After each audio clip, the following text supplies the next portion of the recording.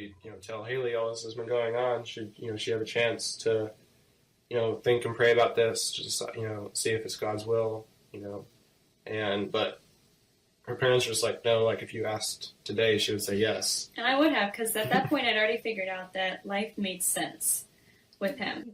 I decided to fly up a day before they drove down to Indiana and propose, again, plan B, or the original plan, in the recording studio. I went to the recording studio and I was like, hey, Curtis, I'm here. And he's like, photo is a little bit harder. And I was like, wait a second. Oh my goodness. Because it was, of pictures of me and Reagan that had been taken. I was talking on the string for a split second. I was like, what if this is really what I think this is? And Reagan is behind this curtain. I was like, nah, he's in Florida. That's we're gonna see him tomorrow. Yeah. That's not gonna happen. So then I pull on the string a little harder, and just as I was getting ready to push the curtain aside, he comes out over on this side and in this dress shirt and suit and everything, which I'd never seen him in before, and I was just like completely floored and stunned, speechless, and I'm pretty sure my heart stopped at that point. Yeah, I proposed. Yeah, he said, yes, 15 months ago in this room when I first realized I wanted to marry you. And then he got down on one knee and he said, will you marry me? And did I say yes at that point? You said yes. And I threw my arms around his neck. And then she said yes. Yes. 1,000 times yes. Mm-hmm. And so yeah. That's how we got here.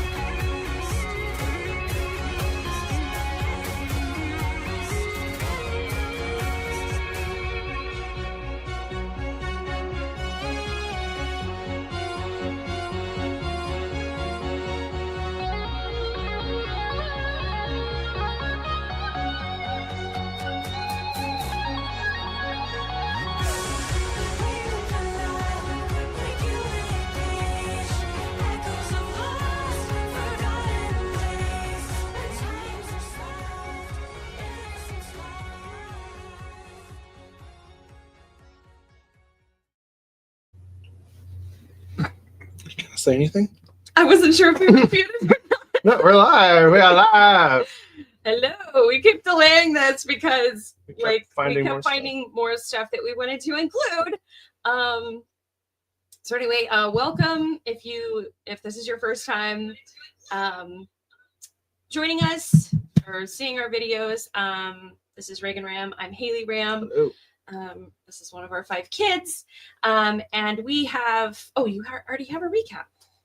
Well, it's just a prompt. Oh, okay. To remember to recap, which you're already doing.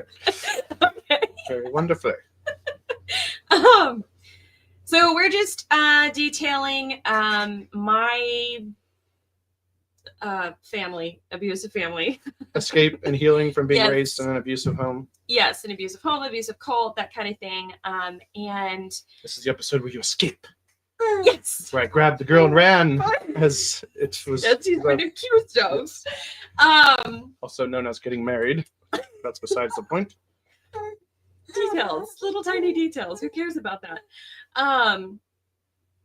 So yes, I was raised in an abusive and enmeshed family. I'm going to get into that. We, hello, child. So yeah, so some of the things we'll be talking about are behind the scenes of our rather public relationship. So we had a couple of blogs going at the time. My family, he had one, and our relationship was rather very public. And so a lot of people had questions. So many people have had. In the small circles we were connected to. Yeah, Not we're I mean, famous or anything. we weren't super famous, but we were public enough that a lot of people looked up to our relationship. We were There's a told- whole forum that talked about us, so among others.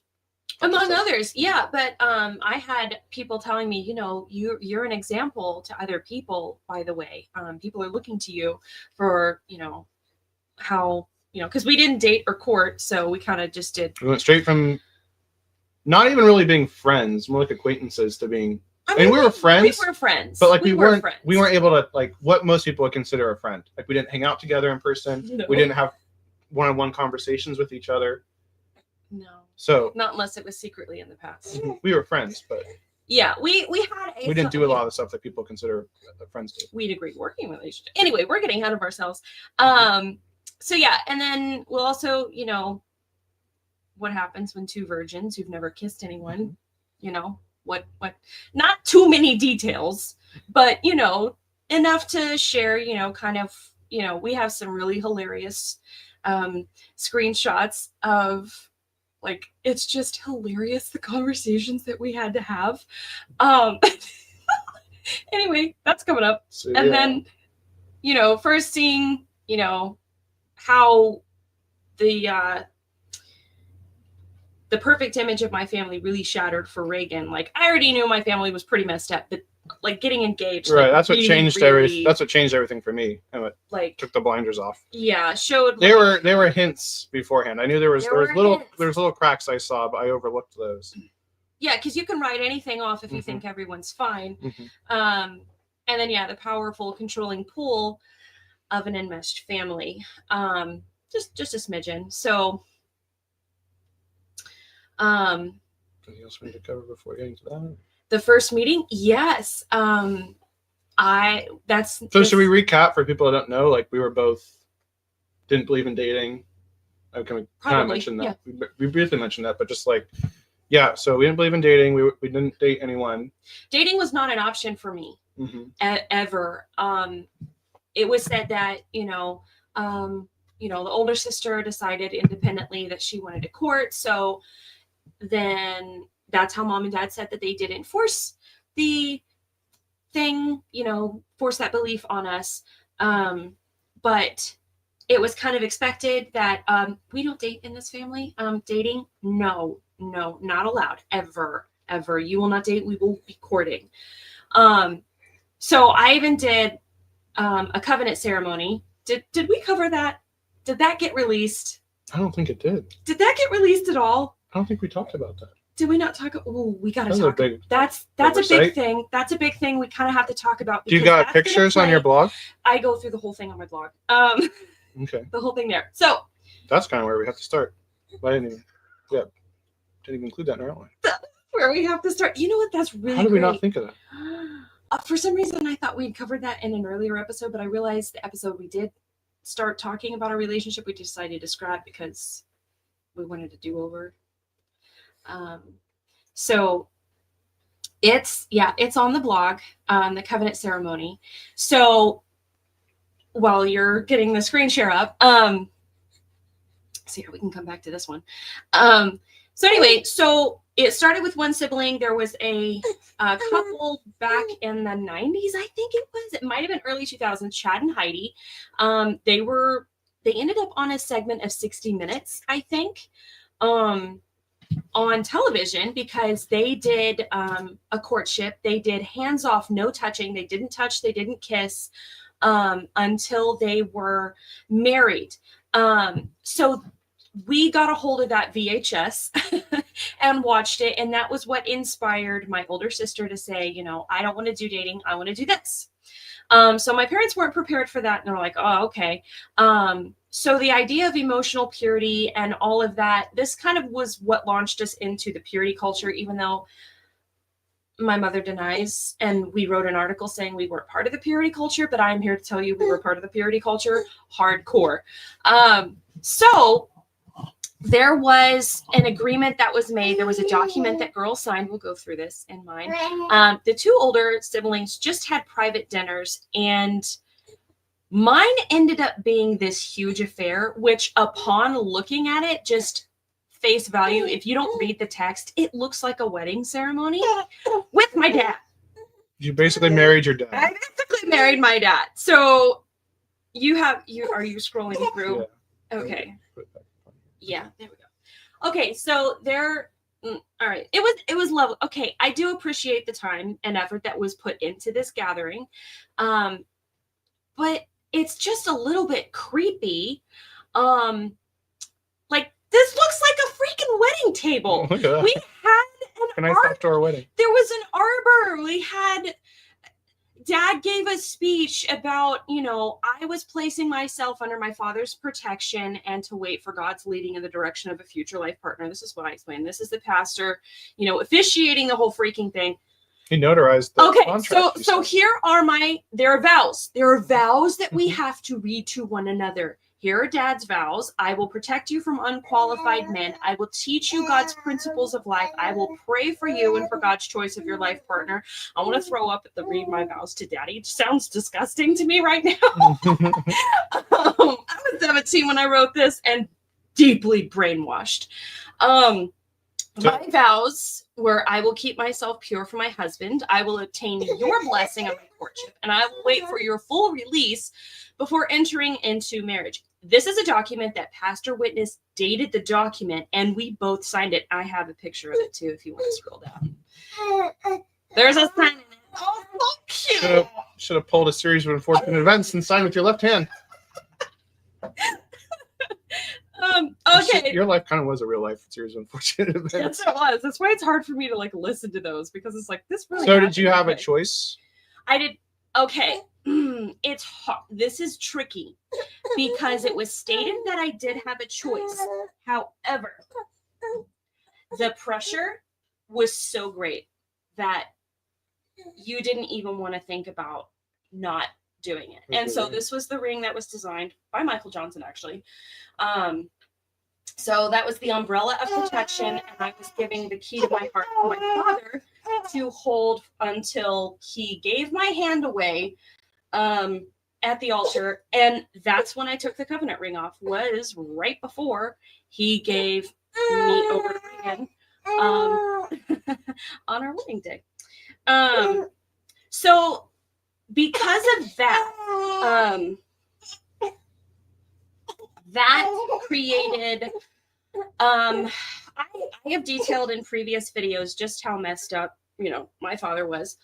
And he took this to mean he had full control, full rights over my heart, my mind, my emotions, who I liked, all of that. That was now his. And so this was used to, if he felt like he didn't have your heart, you would have a very serious conversation with him where he would scold you, and then you could not leave that conversation until he would say, give me your heart. So I don't even want to violate your hand by doing this, but give me your heart. Pretend you're him. Give it to me. This is what would happen. You would have to go. Indiana Jones in the Temple of Doom. You would have to go here. And that would satisfy him. You wouldn't actually have to give it in your actual heart. So that satisfied him, even though there's no relationship happening. Just the mere fact that he thought he had that control was enough for him. And so this created a constant tension between all of us girls, because it was almost like, did you include that one clip? What clip? The one from oh no! Nanny McPhee. Dang it! See, maybe I can find him. I forgot about that. It wasn't in the outline. I completely forgot. See, this is why we delayed. I know. Getting on here until 9:15 because this is just so convoluted. We have never, we've talked about this with a few people, but we've been uncovering more stuff, just going through all the old stuff. Oh my gosh, yeah. Really horrific things that just, in light of everything that we've been detailing, just so disturbing. So there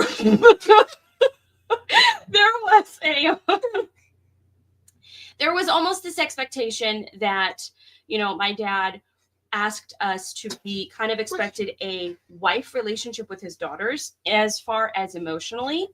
To my knowledge, I'm going to just state it, nothing sexual ever happened. I mean, I've talked about the sexual harassment that he committed against us, but any actual sexual things aside from the way that they beat us, I do not believe anything happened. That's to my knowledge. I don't know. I have not spoken to any of my, but yeah, so what I'm talking about is emotional incest. It's a term, and it's when a parent expects certain emotional connections and responsibilities from you that is not appropriate between a child and a parent. And that was the struggle of most of us girls. We would be so glad if we didn't have to interact with him at all. If he worked late, who cared? By the time we reached adults, we were just like, went a day without having to interact. And this was great. This was a great day. This was such a great day. So this was the expectation. This was, I'm going to throw up looking at this photo.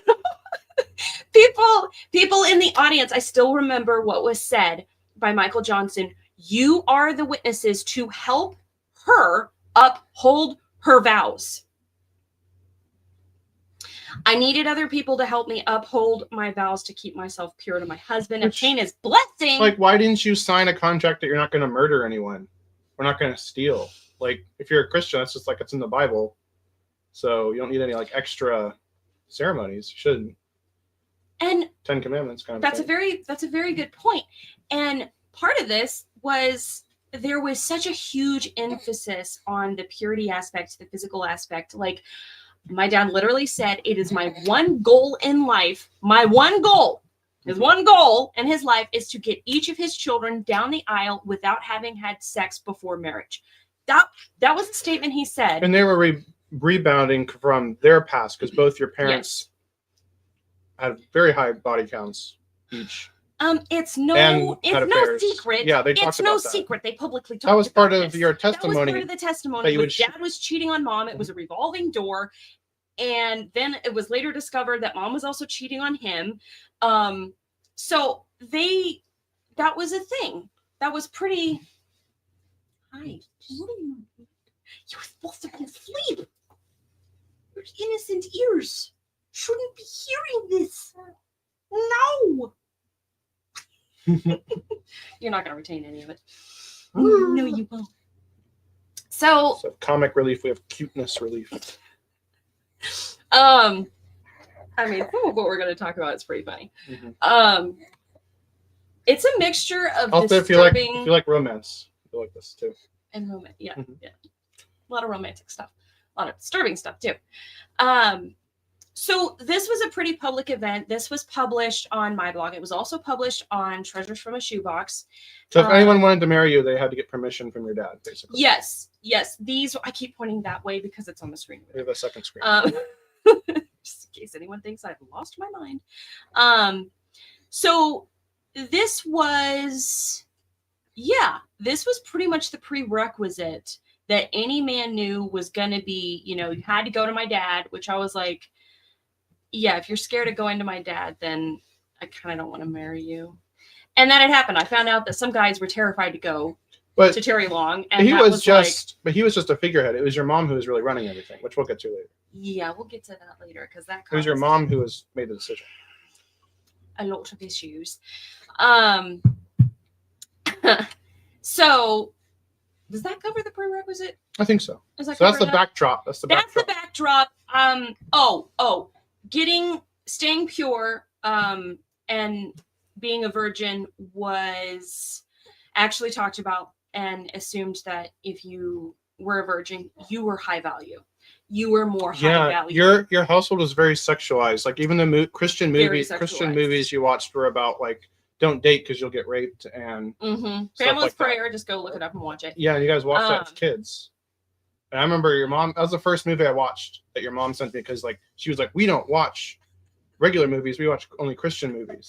And I watched that and I was horrified. Like this is not for kids. You're like, this isn't any better. And when I visited you guys, I told everyone like you should not be showing this to your kids. And they just laughed at me. Yeah, we laughed like, at you. We didn't take any. I didn't keep anything to myself. I shared my opinions from the very beginning. You did, and that okay. We'll get into why that's Speaking of the very beginning, unless you have something else. Speaking of the beginning, no, I think I think that's what I have. This is how our first conversation. We have it recorded. Technically, it was on the KP blog, and I couldn't find it there. Oh, okay. It was on the About page, and I left a comment. Oh, because we have a new About page now. Yeah, we have a new About page. So it was the old one, and I was introduced to KP, and I left a comment. I think this was in the introductory video. You were spitting up. I was really excited to find a Christian writing website for teens because I wrote novels and I was looking for support, and this excited me. But the one rule that my parents had was don't talk to boys online. Actually, we weren't really supposed to talk to boys in public. In fact, I got locked up in the house because the neighbor boy liked me. So real life Rapunzel. So that was kind of that standard. So since this was public, I couldn't really be held responsible. Even though I was horrified when I realized talking to Reagan was a guy, and I checked him out, and I was like, that was in November of 2011. I still remember because it just seared into my brain. And so my older sister looked over, I went and checked out your profile on your blog, and I was looking at your photo, and I was like, geez, this guy's really hot. That's what Emily said. I was thinking it. She said it out loud. I just wasn't comfortable saying that out loud because I didn't like to. I was actually rather private, despite what my family thought. We were told when we were engaged we weren't allowed to use that word unless you were married. Hot. Yeah. So, I'm surprised she was allowed to curse like that. I don't curse. So yeah, I told you at the 1 year adventure novel forum. I was finishing up my story of finding you. So then, my older sister was like, "Oh, he's kind of cute. Maybe you'll marry him." And I'm like, "He lives in Ohio." Well, I think she might have said cute. She might have said hot. I'm not sure which one she used. But I was like, he lives in Ohio, and yeah, that's rather unlikely. But the thought stuck, and I couldn't get him out of my head. But I was like, he's in the blogosphere. I thought you were like really like professional and serious. And, like I considered you to be like this like great blogger, and I was like, oh wow. So when you commented and left a comment on my About Me, I was like, oh my gosh, he just made my blog legitimate, and I really need to start publishing more blog posts. And we're pretty much unknown. But yes, you were just another fangirl. Well, you had 200 followers on Blogger. Okay. So nothing. But to me, that was a lot. And I was like, whoa, he's official. Like, wow. So you actually helped me start blogging. Like, I don't know if you knew that. I think you told me that later. I think I told you that later. But yeah, you really prompted me and encouraged me to take it seriously, because I was like, oh, this serious person's following my blog. I'm ready to get something published. So yeah, you told me about Oyen. We found out we both did 1 year adventure novel, and I didn't know there was a forum. And you're like, oh, you should join. And so I did join.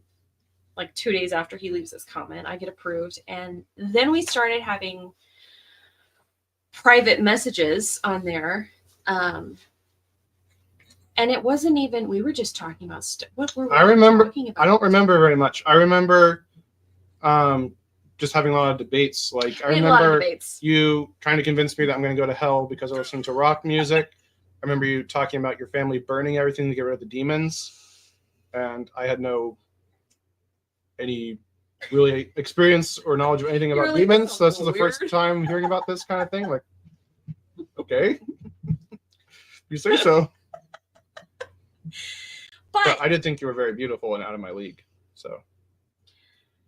But yeah, I mean, I didn't think that, but I did. From your profile picture, because we're going off of profile. We're going off of profile pictures. Okay, this is the internet in 2012. Mm-hmm. Okay, that's where we're at. Not even a dating site, just a writing website for teens, homeschooling teens. Although a lot of people didn't end up getting married from that site. Yes, they did. It was so funny. We should have shared this in the Wayne group. Oh, darn it, we should have. That would have been a good idea. Yeah, we can share it after the fact.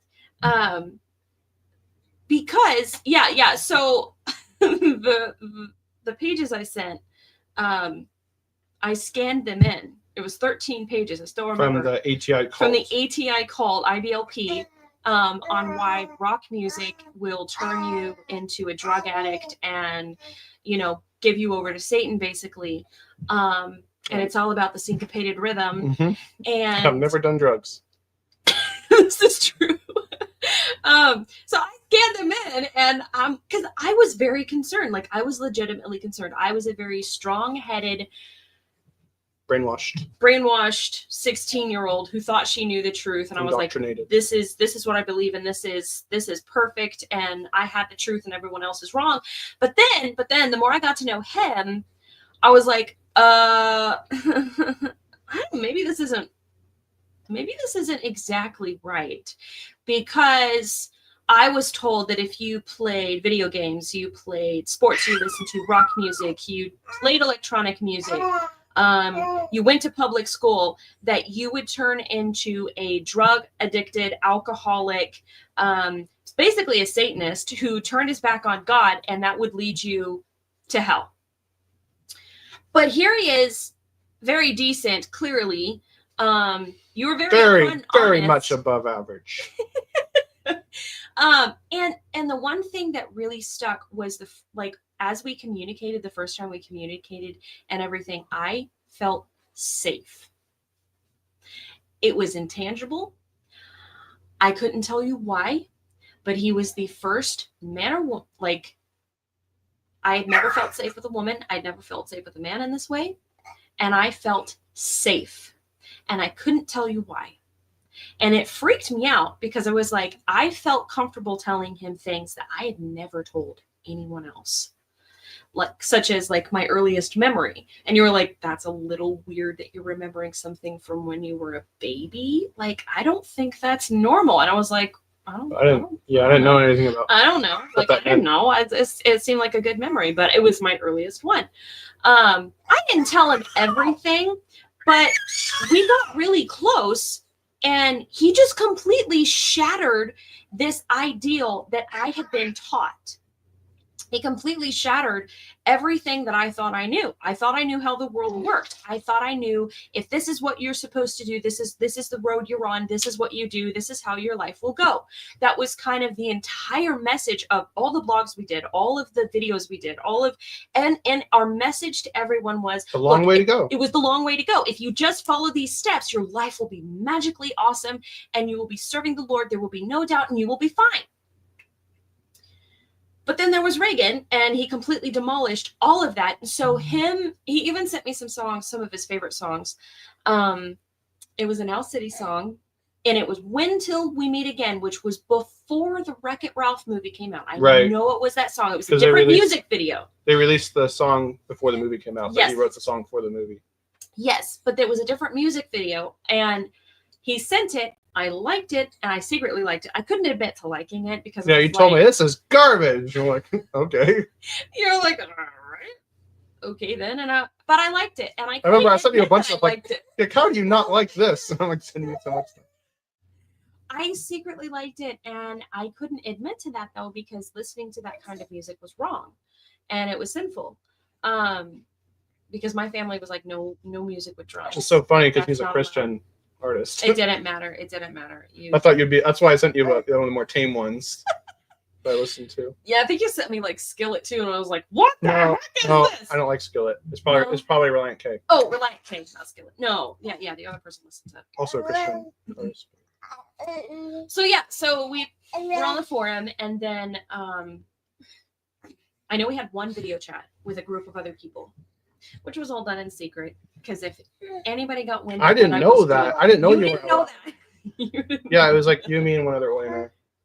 Yeah. Oyner, one-year adventure novel forum someone else member in the group, and called Oyners. So I just remember I was very quiet because I was so nervous and excited at the same time, and I was just like, I'm actually done. Yeah, you came across as very like stern and cold. Yeah, And I was just. It's not what I imagined. So, interestingly enough, Mhm. about the time that we did that Mhm. video chat was just a little bit after I had witnessed my dad assaulting and committing battery against my 8-year-old brother. Mm. And it was after that point that I had to decide to shut down and become an ice queen, basically. Yeah, I had no idea. You had no idea, but that's what was going on because I was like forced to keep my emotions in check 100% all the time because I couldn't let anybody know what had happened. Otherwise, I would be the reason mom and dad divorced. Right. Because you said you can't tell anyone or your mom. Forced an apology. Yeah, I've detailed this in a previous episode. But that was around that time. And I remember wishing I could have told you. And it was so strange because I was like, I don't want to tell anyone else, but I wish I could have told him. And I was very, very cryptic about it in my diary entry. I didn't even say what happened. Anyway, so yeah, so that was our. Oh, I know I sent you some really funny photos of myself. Like with the with wig. the makeup. Yeah.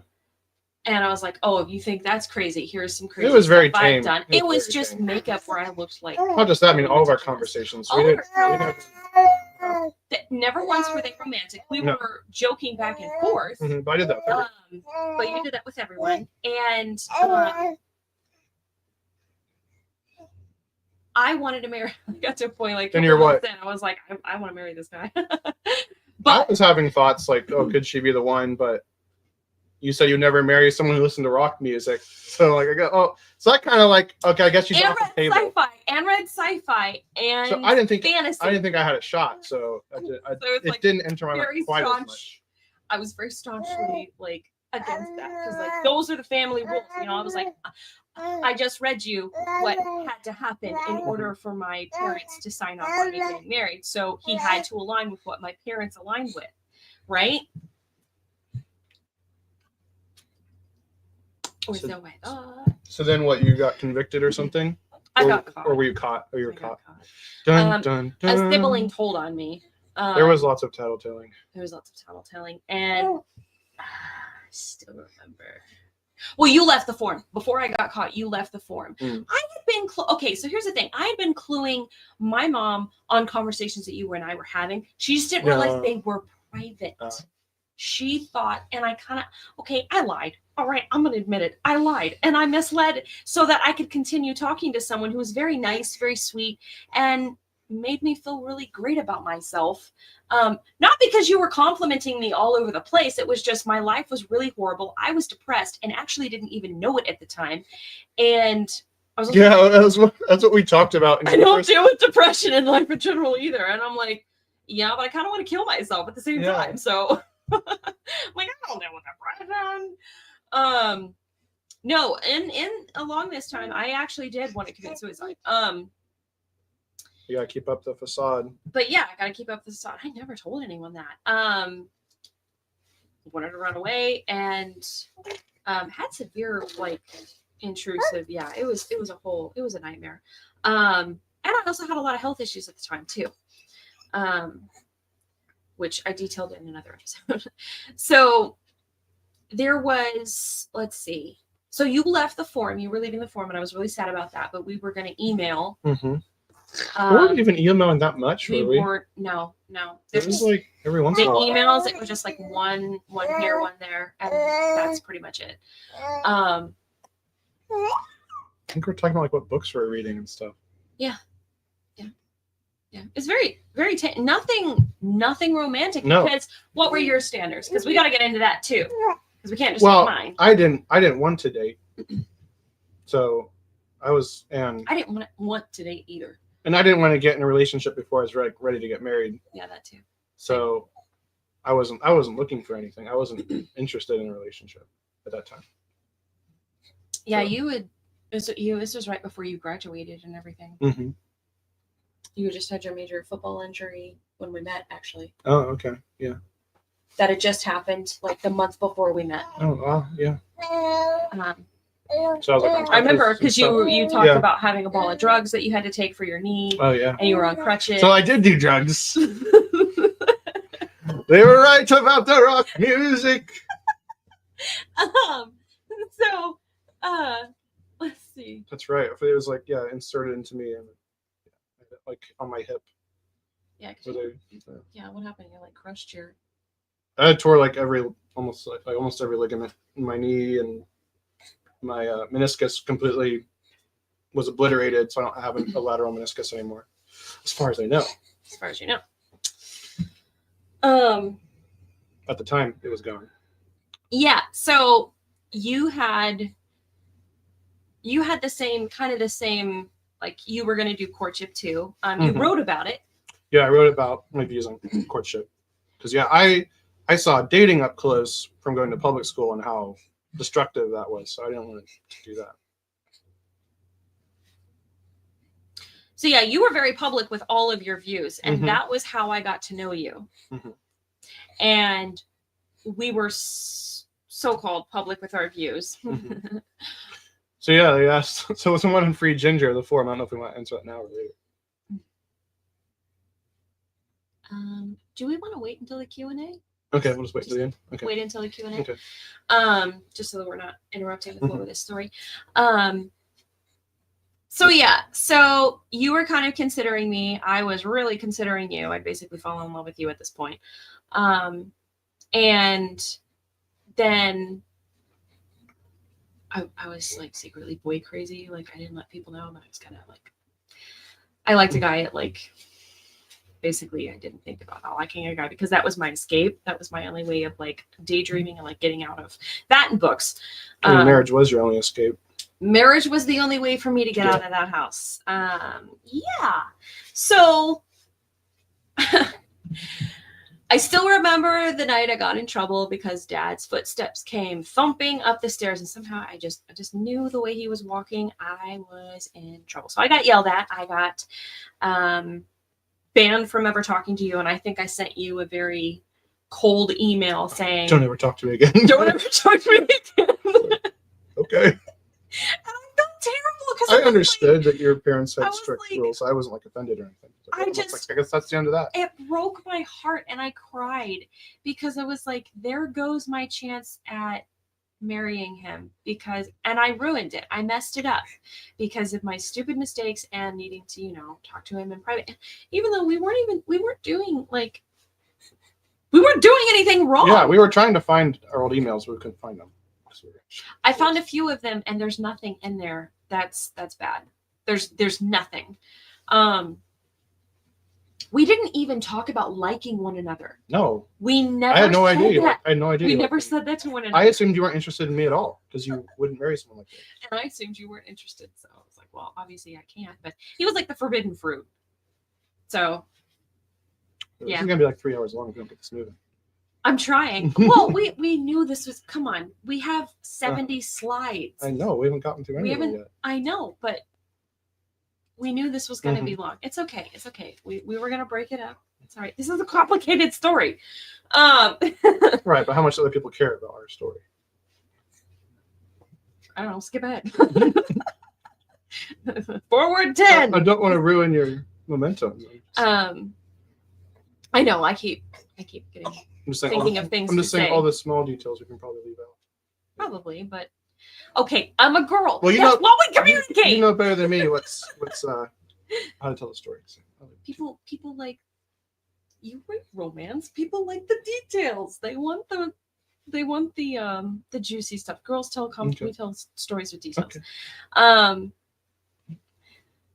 So, right, he just become not an option. Though I still wrote about him a lot in my diary.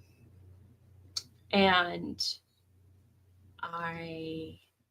let's see. So I thought that was the end of it. And then a mutual friend we had, looped me back in so you could pull a prank on me. Because I pulled a prank on you. Oh, that was after I left the forum. That was after you left the forum. I pulled a prank on you and told you I was getting married in the fall. Mm-hmm. And what was actually happening was I was performing a play called The Princess and the Kiss, which is disturbing on its own. No. It was The Farmer. Stay in the Castle. Even more disturbing. And we had a guy. I guess that's why your mom thought my song "The Princess is in Another Castle" was about having an affair. Yeah, she did. Whereas it was a reference to an old Mario video game.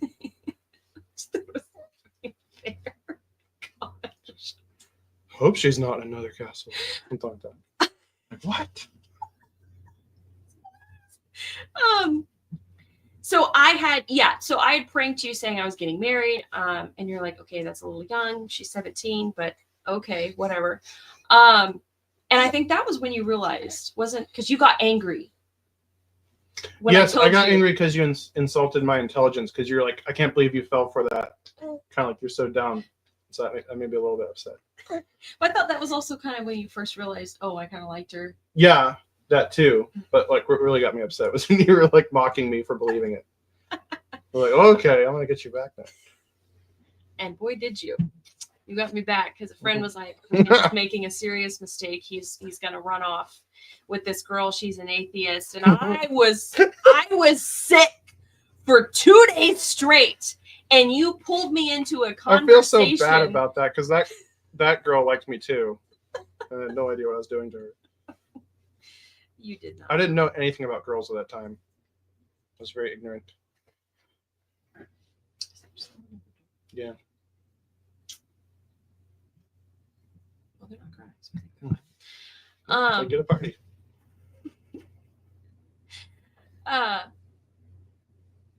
So yeah, you pranked me thinking that you were marrying someone else, and I was like sick for 2 days, and then I think I got in trouble again.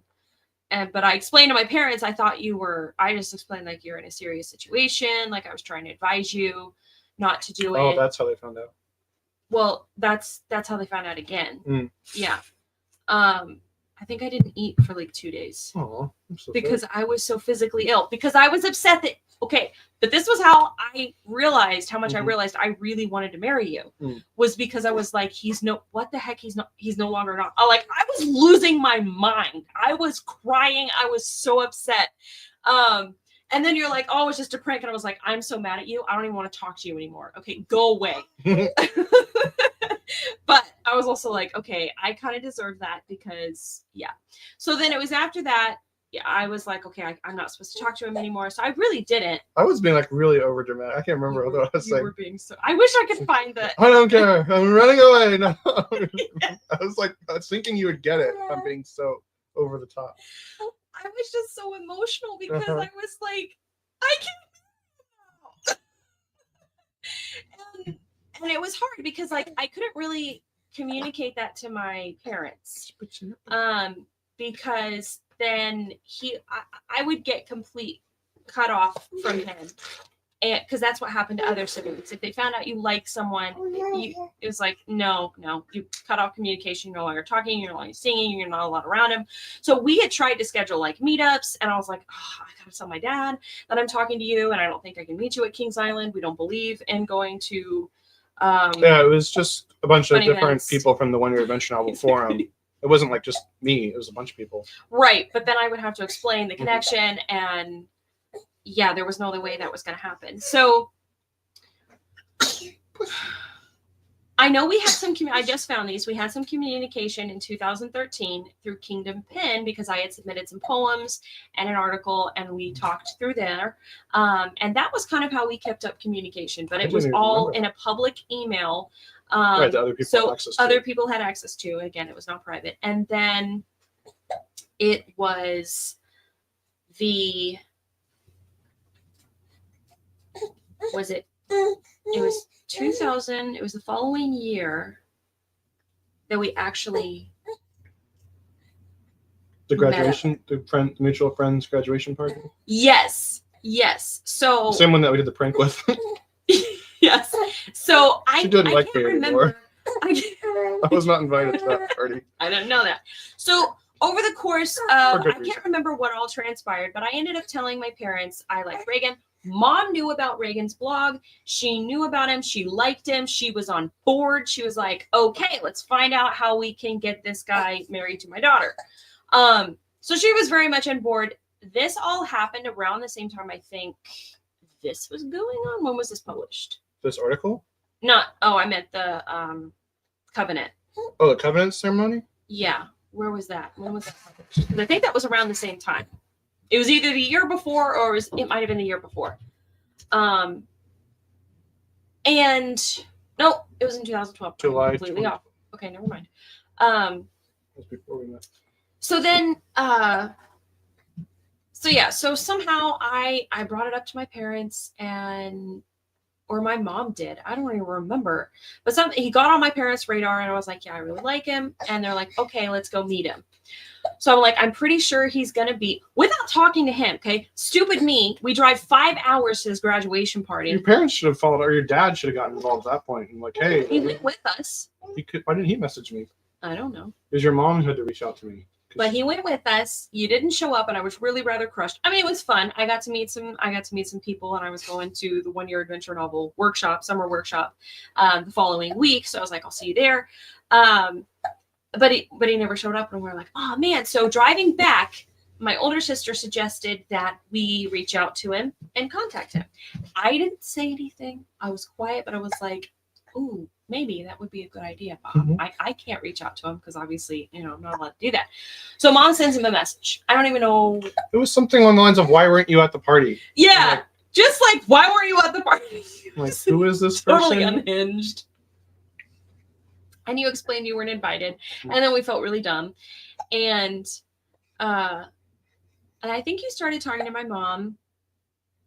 And I think at that she invited me to your birthday party. At that point, your life was, your plans that you had going on kind of unraveled. Yeah, we don't have to go into it. I'm just saying, your life was in upheaval and you were changing your plans. And you guys were about to move to Florida.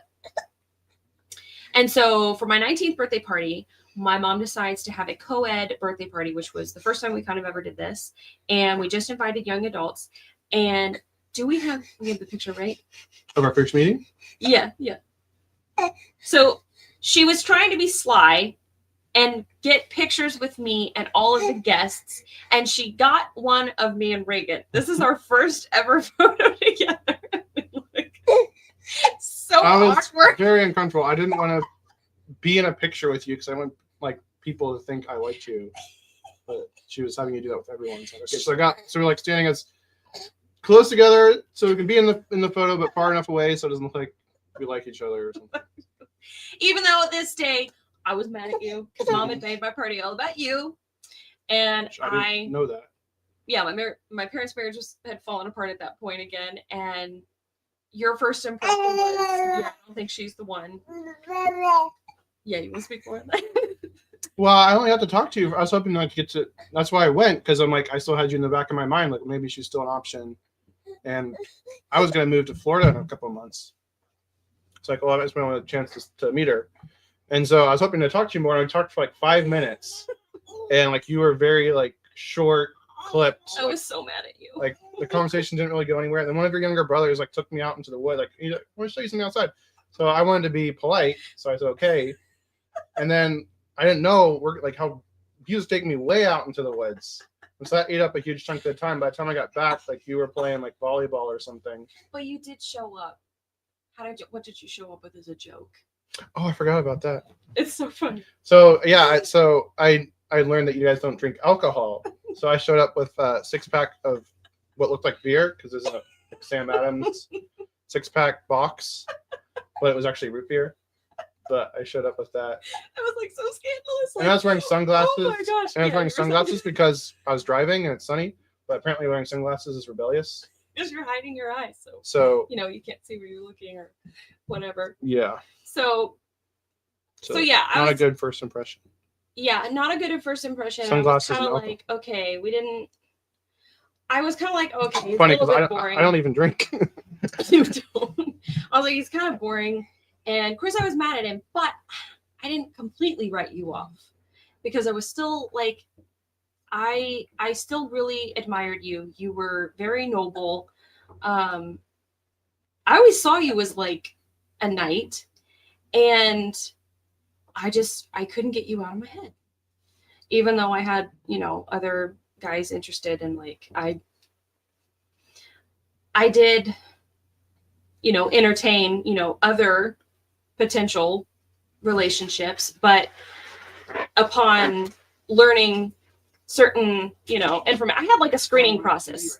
I had a list of things, a list of qualifications that I was looking for. Not a very long one, just kind of like, kind of needs, to like children, isn't critical, has to have a good sense of humor, the similar sense of humor to mine, because I had like a twisted sense of humor. So I was like, I love to laugh, couldn't be angry, a perfectionist, and I think that I might have had some others. I can't remember. But that was kind of like my measuring stick, my litmus test for all the guys that I, I don't know, evaluated, I guess is the right word.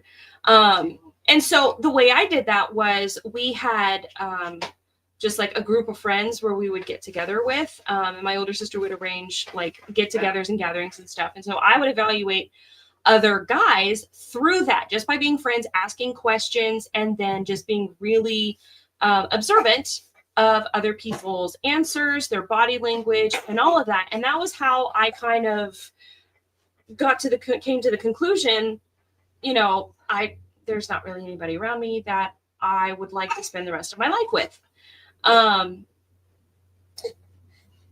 But that was, over the course of a couple of years. So you moved to Florida. Mm-hmm.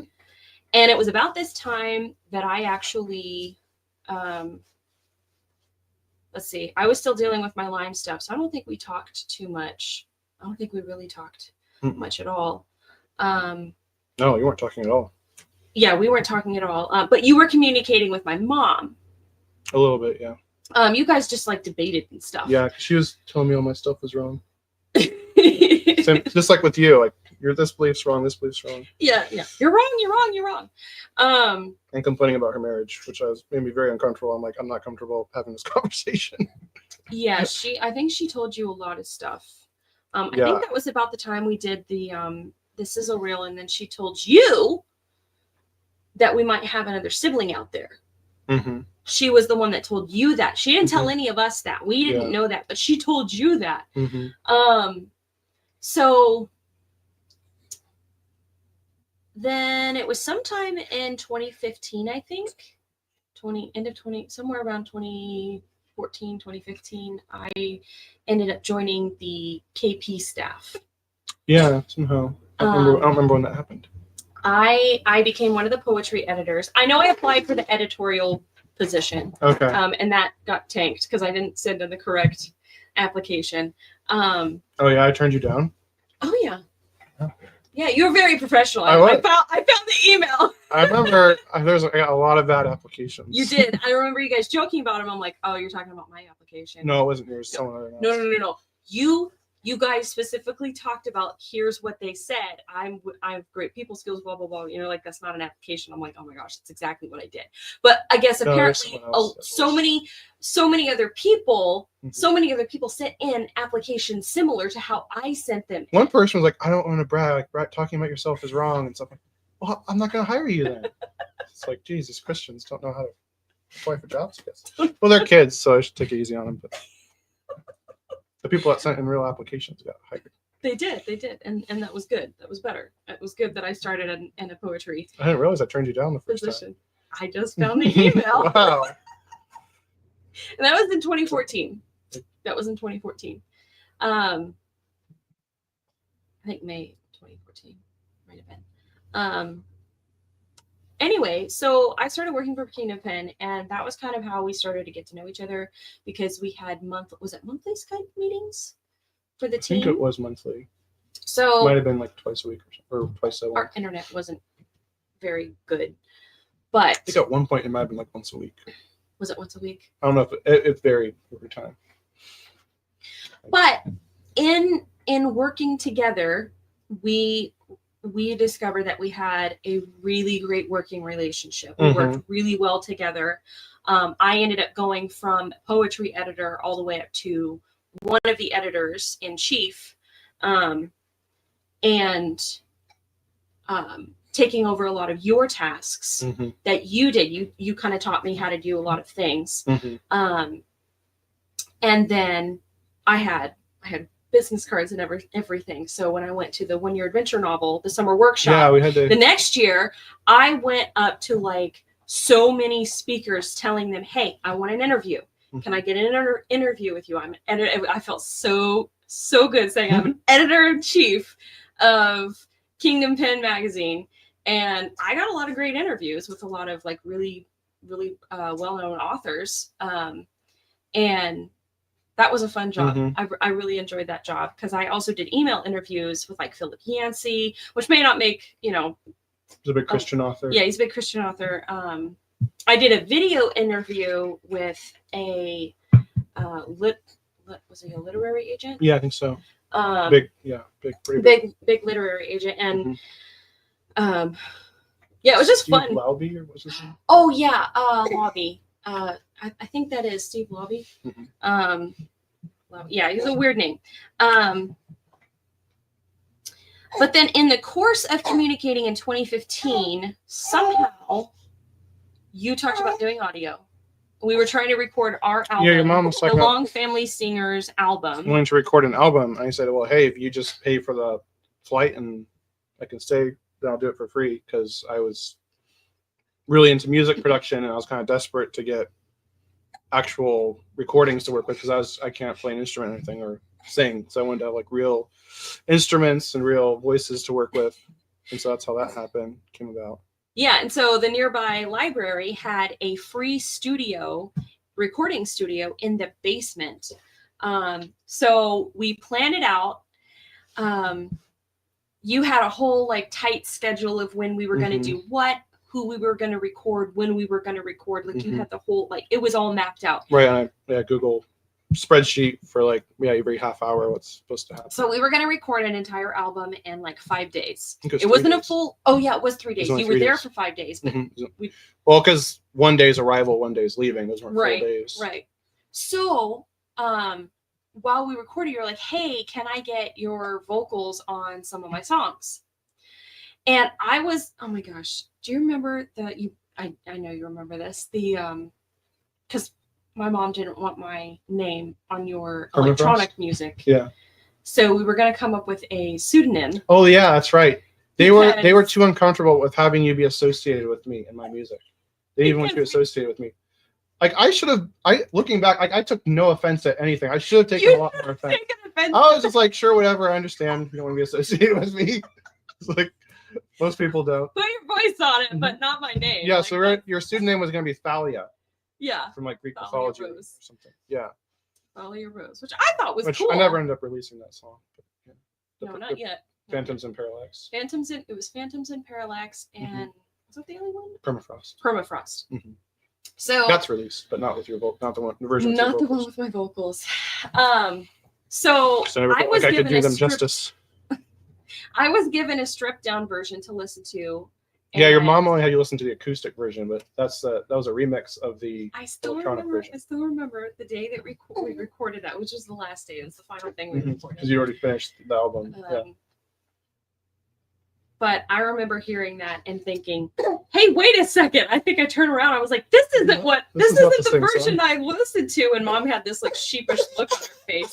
And you were like, oh no, this is electronic. And I was like, I felt like so rebellious at that point, because I was like, I'm listening to music that I'm not supposed to listen to, but nobody can do anything about it because I'm already standing in front of the microphone and I'm going to record it anyway. It's again like all their rules they weren't really serious about because they broke them all the time.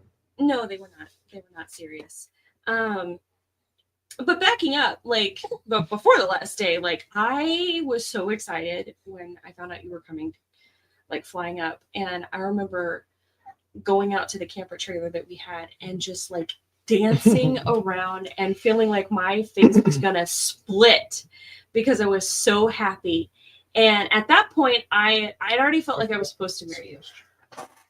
I had already felt like I was supposed to marry you. Like, that wasn't, for me, that wasn't really a question. I was like, yeah, I really want to marry this guy. And we were going to get to know each other a little bit more. And I think you had been cautioned not to make us smile. I'd already written you off. You'd already written me off at this point. So I didn't think anything was going to happen. I just wanted to work on an album. You just wanted to work on an album. But whenever we'd gotten into after, like, from that point, you were like a completely different person when I met you that time. I was a completely different person. I got rid of my line at that point. My line was no longer an issue. And my line changed my personality. I don't even think I touched on that, but it drastically changed my personality. And I was so antisocial and was just riddled with social anxiety that it was hard for me to be around people. So when you met me the next time, I was so completely different. Also, I spent a lot more time with you. I only spent like 5 minutes with you. So I had 5 minutes to make a decision. But I was so much more sociable. I was so much happier. And that's when I think we first noticed that connection. Oh, yeah. Between the two of us, because like it felt like there were magnets, right? It was drawing us to one another. Like, yeah, we weren't doing anything fancy. Everything I was doing with you is the same thing I was doing with all the other siblings. Just like setting up the microphone. I was literally like the microphone behind in this picture. I was just setting up that microphone for you, and I was just like, I didn't want to marry her, just like that. Like, oh, I wasn't expecting it. Just overwhelming. Just like, okay.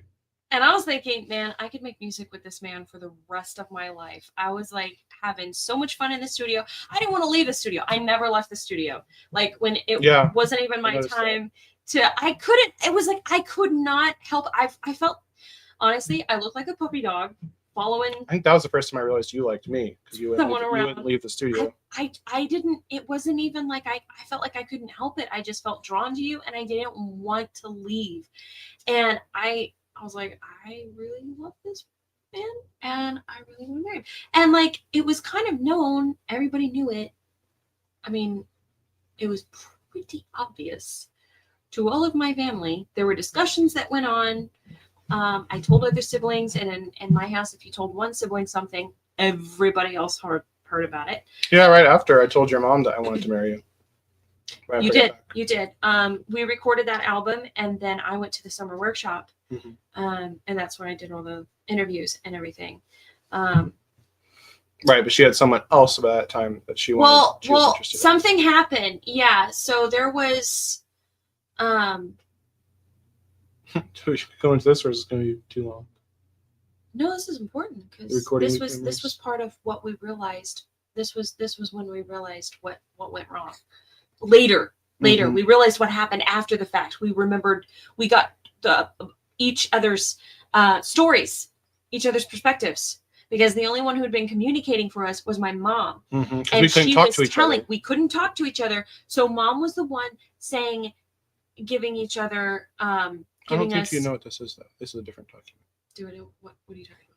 The recording week memories? Recording week memories? No. Oh, no, I wasn't going to show it here. I was going to share my screen. Oh, what is this? You said you had some stuff that I hadn't. You were going to surprise.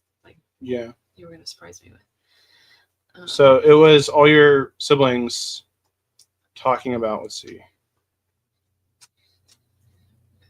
their experience recording, which these are really great testimonials. I should put these on my Orpheus Audio Academy website for my clients. But it was them all saying how great it was recording with me. Here's what you said. So what's really interesting, what really stands out if you read through, I don't know if you want to read through all these, I don't take too long, but a lot of it was like a lot of your siblings seem to have really low self-esteem. Oh yeah. And so me just telling them and having to do multiple takes, they were afraid that I was gonna get mad. That's just what you do recording an We album. were afraid of making mistakes. You make mistakes, you get. Right. Knowing everything I know now, this really stands out because a lot of them are like, you know, after each take, he made a point to compliment how well I did. At one point, I didn't think I did very well, and he said, "That's beautiful." Like that meant a lot to all your siblings. Like I'm like, doesn't seem like very special to me what I was doing. It's just like what we do in the recording studio because I recorded other bands, and I mean, this was before I recorded in the studio, before I done recording school, but. Working with my own music, you take a lot of takes. Also, I think it just shows like how natural you are. Quick plug for Orpheus Audio Academy here, which is what he does. He's really good with working with people and like giving you the confidence you need to do something that you know you should do. And but I'm saying I wasn't doing anything special, but it really stood out to your siblings just being. Oh yeah. Yeah, that's why they all fell in love with you, and you were like, "Oh, Reagan's the best. He's like a brother." Yeah, we wrote you cards. We were crying when you left. Yeah, Mackenzie was very long. She had 2 favorite memories, and she said, "I've adopted him as my older brother." So the other point I'm showing this is just how close I became with the family after this. I was like one of the family. You were one of the family. We considered you, Raymond, as my adopted older brother. Yeah, and this was in 2015. Yes, June 2015. So that's important for the timeline for what comes later. All right. So anyway. What are we going to do with you? You're a little fussy boy. So we kind of, you left, and then I think we thought things were gonna. Yeah, everyone wrote me letters too. It was really nice. We sent you the bear. Mm-hmm. We signed the bear. Mm-hmm. Teddy bear. And it was all very, there was kind of like this, Haley and Reagan they're going to be a thing. Even though nothing had been explicitly said. No. Okay. I'm saying what was talked about in the family, among the family. Like it was kind of like, he's going to be, whatever. So then I go to the workshop, and then all this time my mom had been, I do not know the origin story of this one. We'll just call this guy Joe Schmo. Joe Schmo. She had found someone else that she liked. And this kind of goes into you being the golden child. I was about to say that. I didn't know it at the time. It was very confusing to me. I didn't understand why my mom was so personally invested in just me, my relationships. About this time, one of my other sisters was desperately trying to make a relationship with someone that she was interested in official. It wasn't like she was trying. They were already talking, and they had some religious disagreements. My parents had issues with their doctrine, and my older sister was like, that's not a problem for me. So she was trying to make her relationship happen. And I still remember a conversation between the two of us where she was just so frustrated. She was like, why doesn't mom care that, that I want to get married too? And, she was older, and she was like, this is so frustrating. And I was like, I don't understand this. I am so sorry. But we'll go ahead and give this definition here. So the golden child is a term used to describe a child who is favored, idealized, or perceived as perfect by their parents or caregivers, often leading to a skewed family dynamic where the other children may feel overlooked or undervalued. The golden child may be showered with praise, attention, and privileges, while also being held to high expectations and potentially expected to live up to their parents' own unmet needs or aspirations. And I can assure you, this is exactly what happened. And I cannot tell you how many conversations I had with my siblings over their jealousy and hatred towards me and the experiences that I got. So, for example, one of them was I was given pretty expensive piano lessons. And I found out from a sibling who said, maybe we'd have more food to eat if mom and dad didn't have to pay for your expensive music lessons. And I felt absolutely horrible because I had not considered that. That wasn't my responsibility to think of as a child. And we were often compared to one another, but I was set up above everyone else, and I didn't understand it. Nobody really understood it. It was just, I was the perfect one, and I had a lot of opportunity. So I competed in quite a few piano competitions. which my parents were. I am great. Don't get me wrong. I'm very grateful for these experiences. I'm so glad I got to have those experiences. But there were those expectations of you better win. Not that I don't think anything like actually like physically bad would happen. It was just there was an expectation. And my writing was another thing that my mom lived vicariously through me. She saw herself as a writer, and when she found out that I had that same bent, then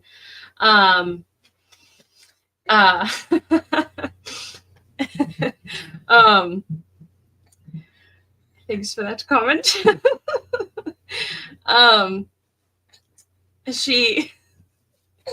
I've lost my train of thought. Thank you.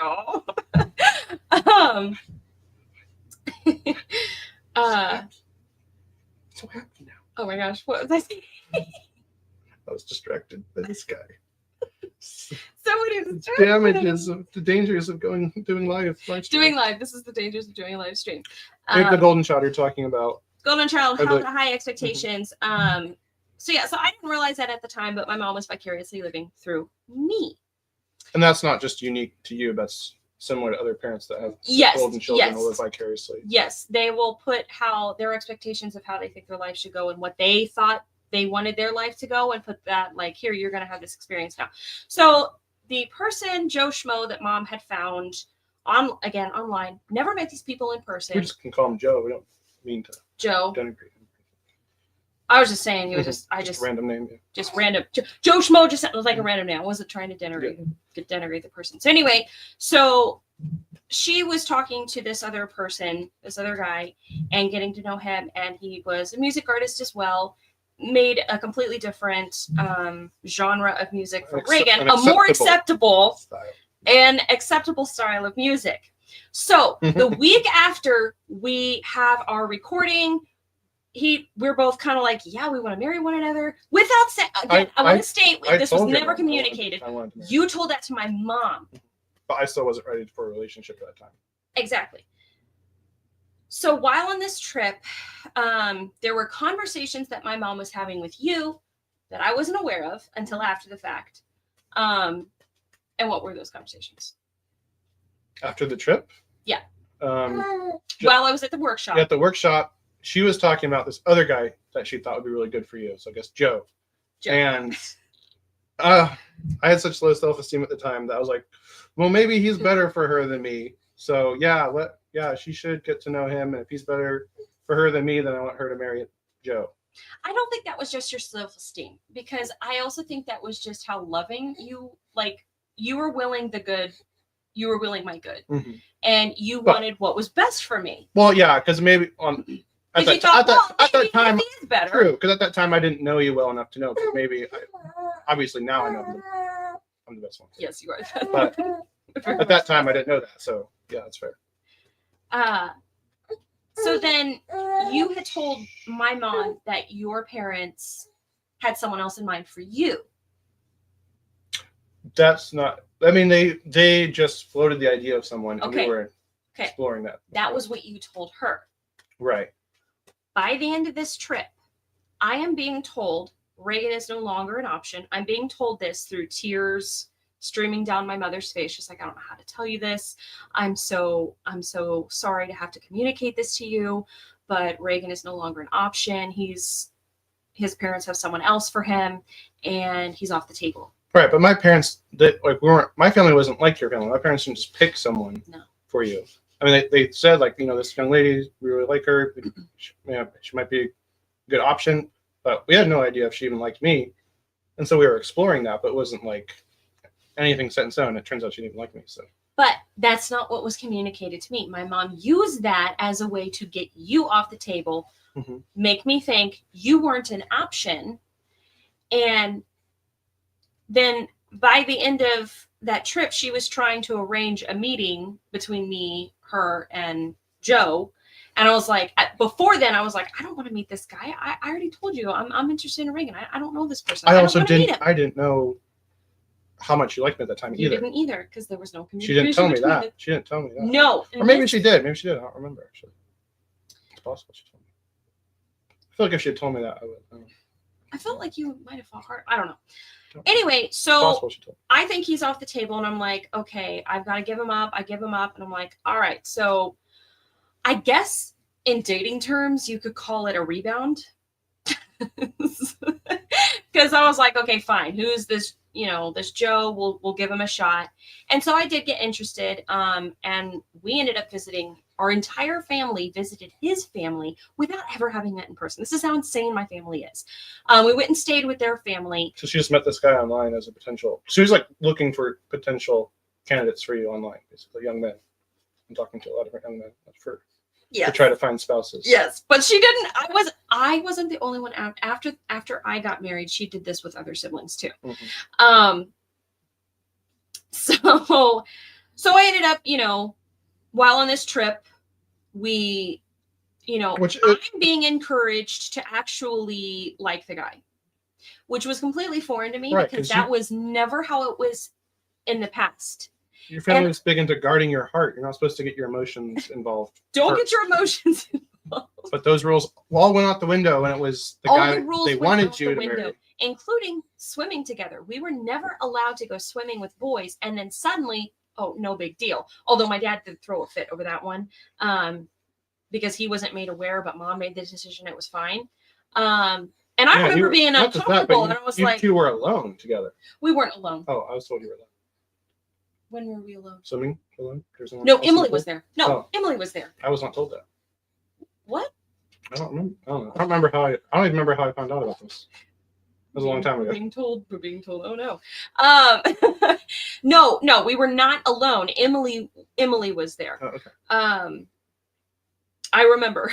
So it's like, oh my gosh, this is weird. I remember being uncomfortable because it was like, look, I thought we had certain standards that were set in place, and now they're just being chucked out the door just because mom and dad now approve of this person. This is very weird to me, and it was very uncomfortable. And then other conversations after the fact where mom was excited about stolen looks exchanged, and I don't even know if they were actually stolen. I don't know. It was the weirdest thing, and I was like, what the heck is happening? So my interest, like I said, it was kind of more like a rebound. I call it, I think in dating terms, it was really a rebound because I was very heartbroken over the fact that he was off the table. Also, we already established you were already kind of boy crazy. I was. Even though it's really funny. You never dated anyone. Funny. Never kissed anyone. No, I didn't kiss anybody. It was really funny because I was held up as the standard of, Haley's so pure and everything. And I'm like, if you only knew what went on inside my head, you might not think that, okay? So I always felt like it was a lie, but whatever. It's like, I'll keep those secrets. Thank you. At the time, I don't care now. So anyway, so I think it was like in October when I kind of was like, what am I even doing? I am letting someone else dictate who I want to marry. I don't think I actually want to marry this person. I don't. This person does not align with what I see in my future. And I was like, I kind of wanted, I had like a certain type, dark hair, dark eyes. And this person didn't have that. And I was like, what am I doing? And I was disgusted with myself because I had betrayed myself. My personal standards, my personal beliefs. And it was at that point that I was like, not again, never again. Never again is anyone dictating who I like, who I marry. And I was like, I don't care if that makes mom upset because she was really invested at this point because she liked the guy. She was in love with him. And I am not the only person who said that, who noticed that. Other people said your mom, other women around her were concerned. Other siblings were like, yeah, your mom has a crush on Joe. And it's pretty obvious to everyone. And it was kind of icky. I was like, if my mom likes him, I'm running for the hills. Okay? This is disturbing beyond all get out. So at that point, I was like, no. The other detail that was kind of important here is when I decided that, I guess Reagan's off the table, and I was like, I decided, trying to justify the decision in my own heart. I was like, I've let him go. But I told mom, don't tell Reagan anything. I want the Lord to direct this. I want God to be at the center of this. So don't tell him that, I don't think he is an option. And I found out a year later, she told him anyway. That's right. That Haley's let you go or something like that. And I specifically remember telling her not to say anything because I wanted the Lord to operate. So in this whole situation, I realized. Sleep, don't you? He probably he's just. You were standing up. I'm still crying. No, you stand up. Oh, I'm not doing that. I know. He's very picky. He's a very picky boy.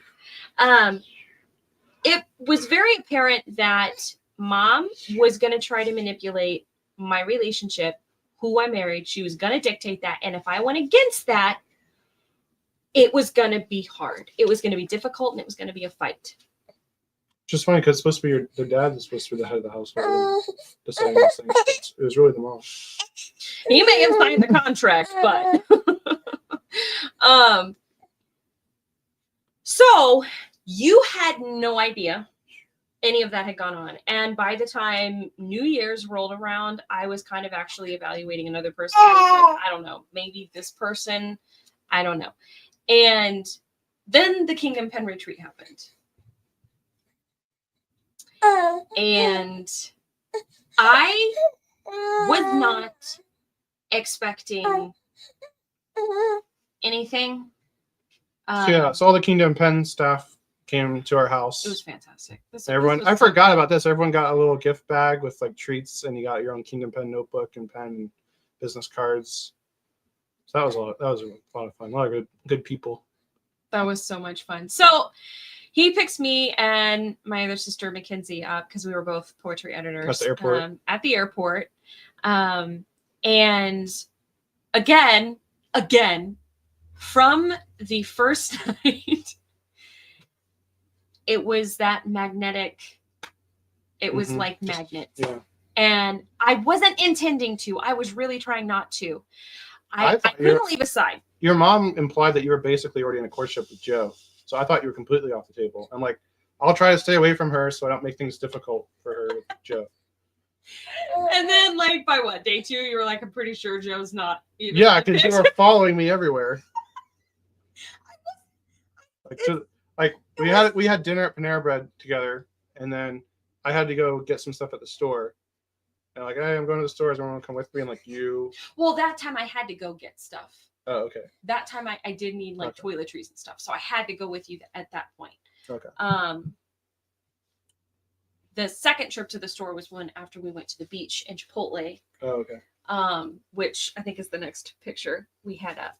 So all the while, I'm like, I don't know, maybe I'm seeing this guy in his own element. You led the retreat with like you were a great leader. Yeah, you were totally amazing. And that was the other thing. I had gotten to witness you in difficult situations, in work-related issues, like people like having to fire people. Yeah, having to fire people, having like people who were unhappy with you, doing really horrible things, and like just watching how you behaved and how you operated. Which is just a few people. Not the rest of the Kingdom Pen stuff was amazing. There's just a few. Oh yeah. Few misunderstandings that happened. Yeah, there's a few, but just watching how you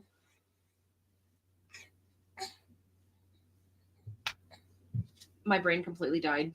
Handle yourself and handle those situations was it left an impression. It left an impression. And even the people we had disagreed, they were good people too. I don't want to make them sound bad. It's just no. There were just misunderstandings. There were misunderstandings, and as trying to run a company for your first time, there's going to be some mishaps and everything.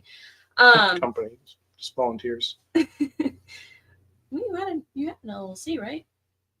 Kingdom Pen? No, we trademarked it. Okay.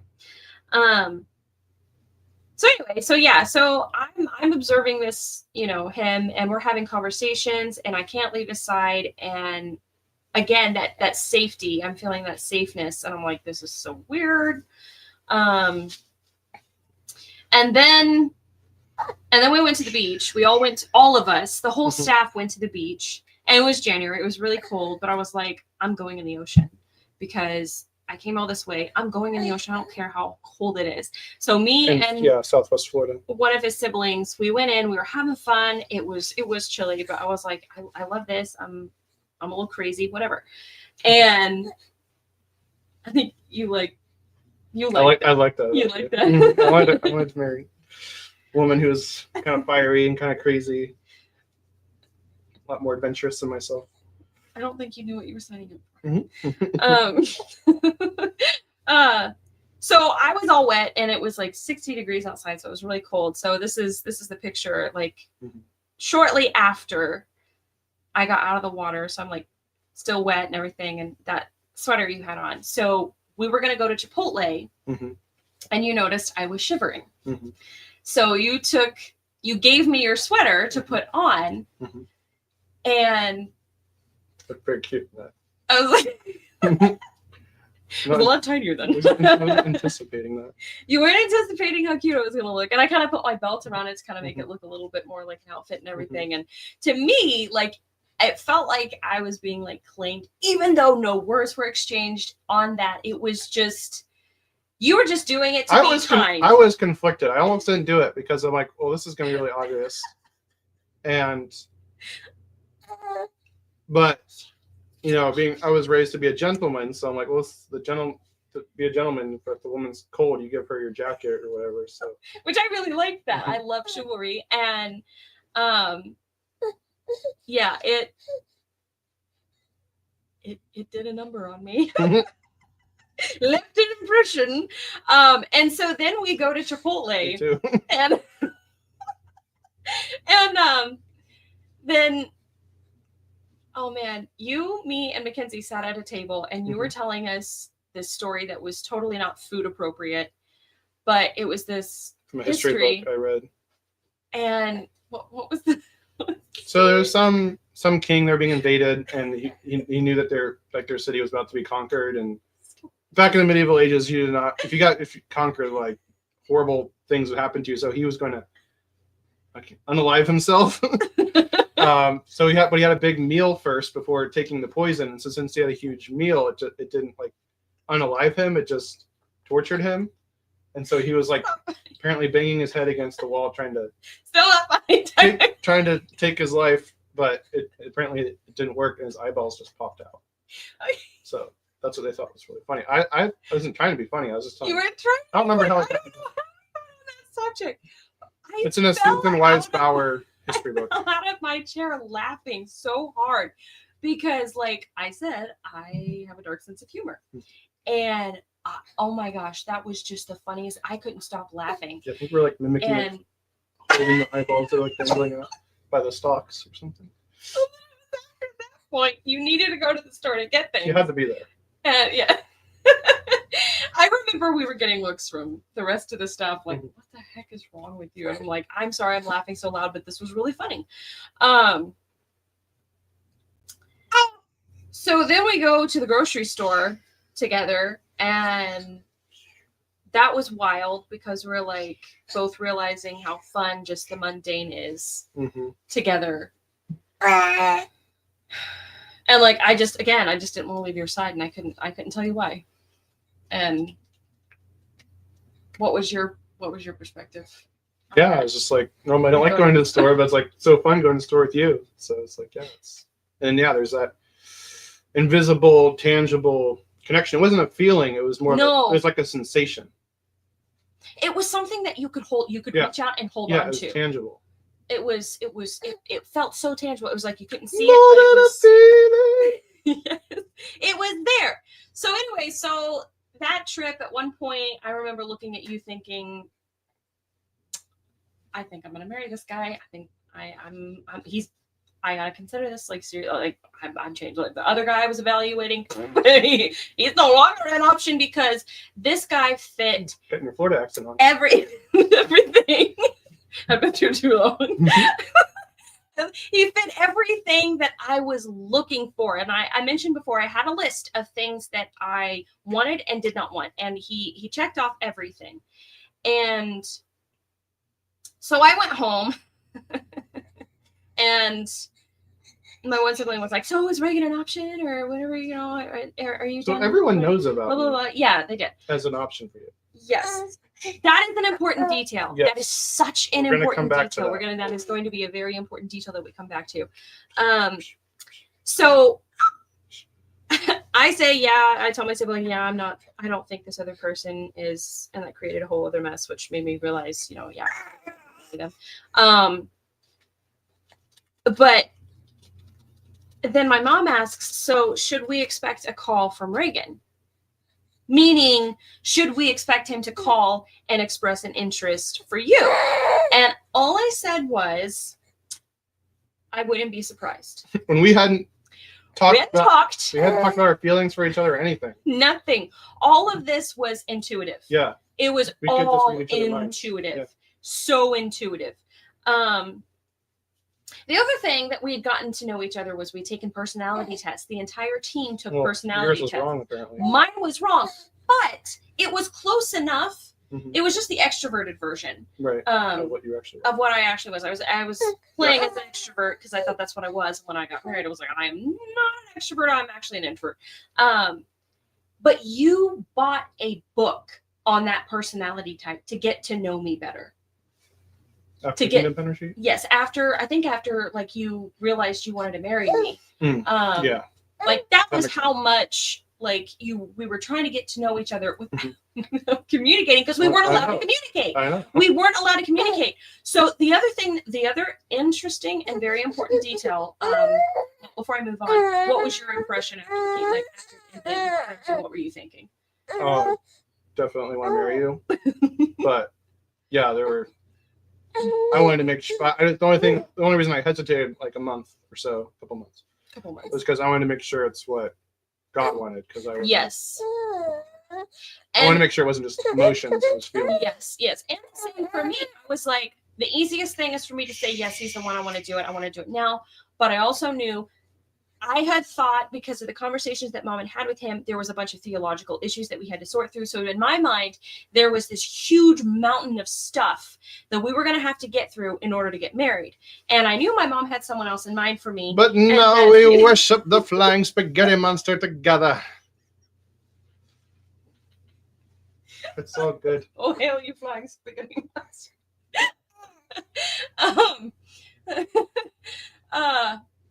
We'll light a candle later for them. So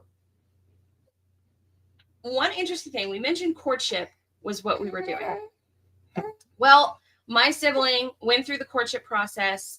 They answered 400 questions between the two of them. My parents gave them a list saying, hey, you should answer these. This is what's required of you. Right. To get to know each other, what your beliefs are, what your standards are. You need to answer this. They printed out 400 questions. And the couple worked through them on their own, as they should, because they're the ones getting married to one another. However, not enough control. Exactly. At the end of the day, that's what it was. My parents didn't have enough control. They thought it was a disaster, even though nothing went wrong. The couple got married. It was beautiful. They had, a gorgeous wedding. They were happy and they're awesome. They're still married today. And it was. I've had this photo up here so long. It was. That's the wrong button. It was a success. But wasn't enough control. So my mama decided to. Well, I had emailed Terry at that point. No. Oh, was it before then? This was before you. Oh, that's right, because that's when they got into the betrothal. Yes. This is why I'm setting this up. Mm. This decision was. Yeah. So they were like, okay, we're not doing the courtship thing anymore. It's a bust. And I'm like, oh my gosh. Okay. That was pretty extreme, right? The way we did courtship, we should probably do this. The husband or the man goes to the father and says to our dad and says, hey, I'm interested in your daughter. Then the parents are like, okay, yeah, we approve of you. We don't think you're a bad guy. And then the couple would start to get to know each other. They had chaperones. They were never allowed to be alone, including up until the day they got married. That was the stipulation. You couldn't be alone even when you were engaged. They were not supposed to touch one another. So no holding hands, definitely no kissing, no hugging. None of that was supposed to be allowed. And so that was why the chaperones were there, was to help, maintain everyone's purity, which is a really weird expectation to put on kids, okay? Because our siblings were the chaperones, and that expectation was put on them. And I think that is wildly inappropriate. If you're an adult in a relationship, you should be able to keep your hands to yourself if that's a really big problem. So what the heck? Anyway, so that was the courtship process.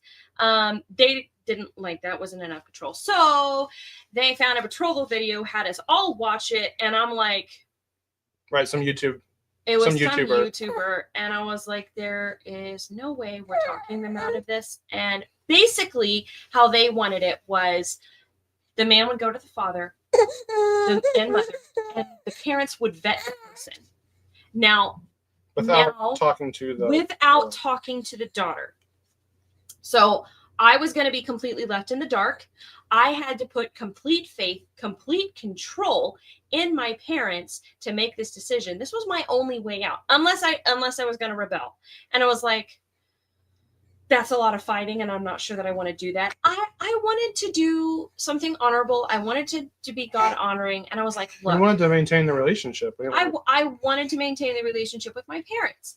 So I was like, fine, I'm game. I'll do it your way. And I was like, look, if God gets my parents' hearts changed, I'll know that Reagan is the one.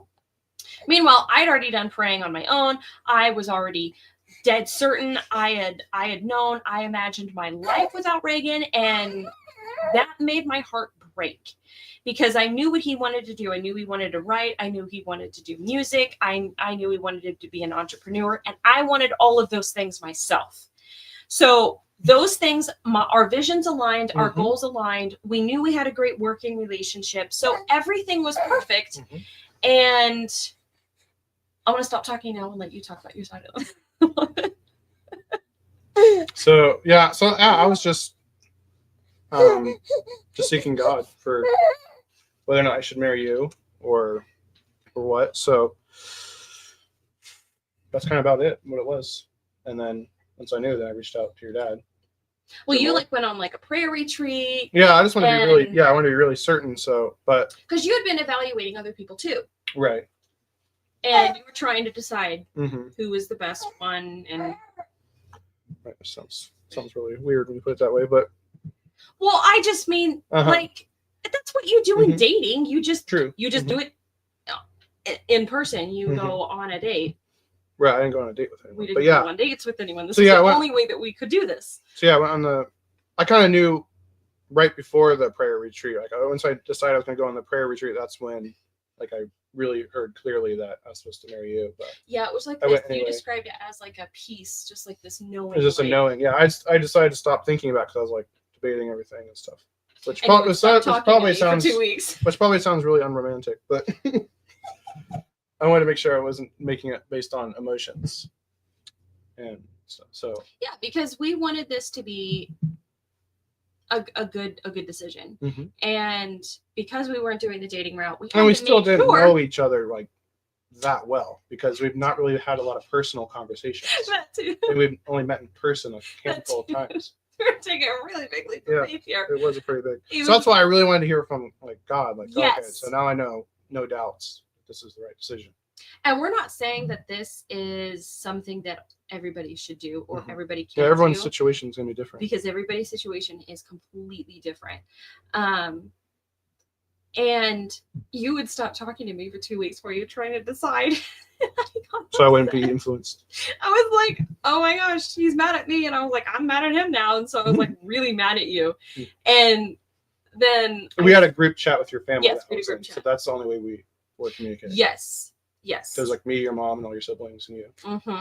So that was one way we did get to know each other, was through the group chat. And so I had sent you one of my novels I had written, which I think happened after we recorded the album. Or when did that come about?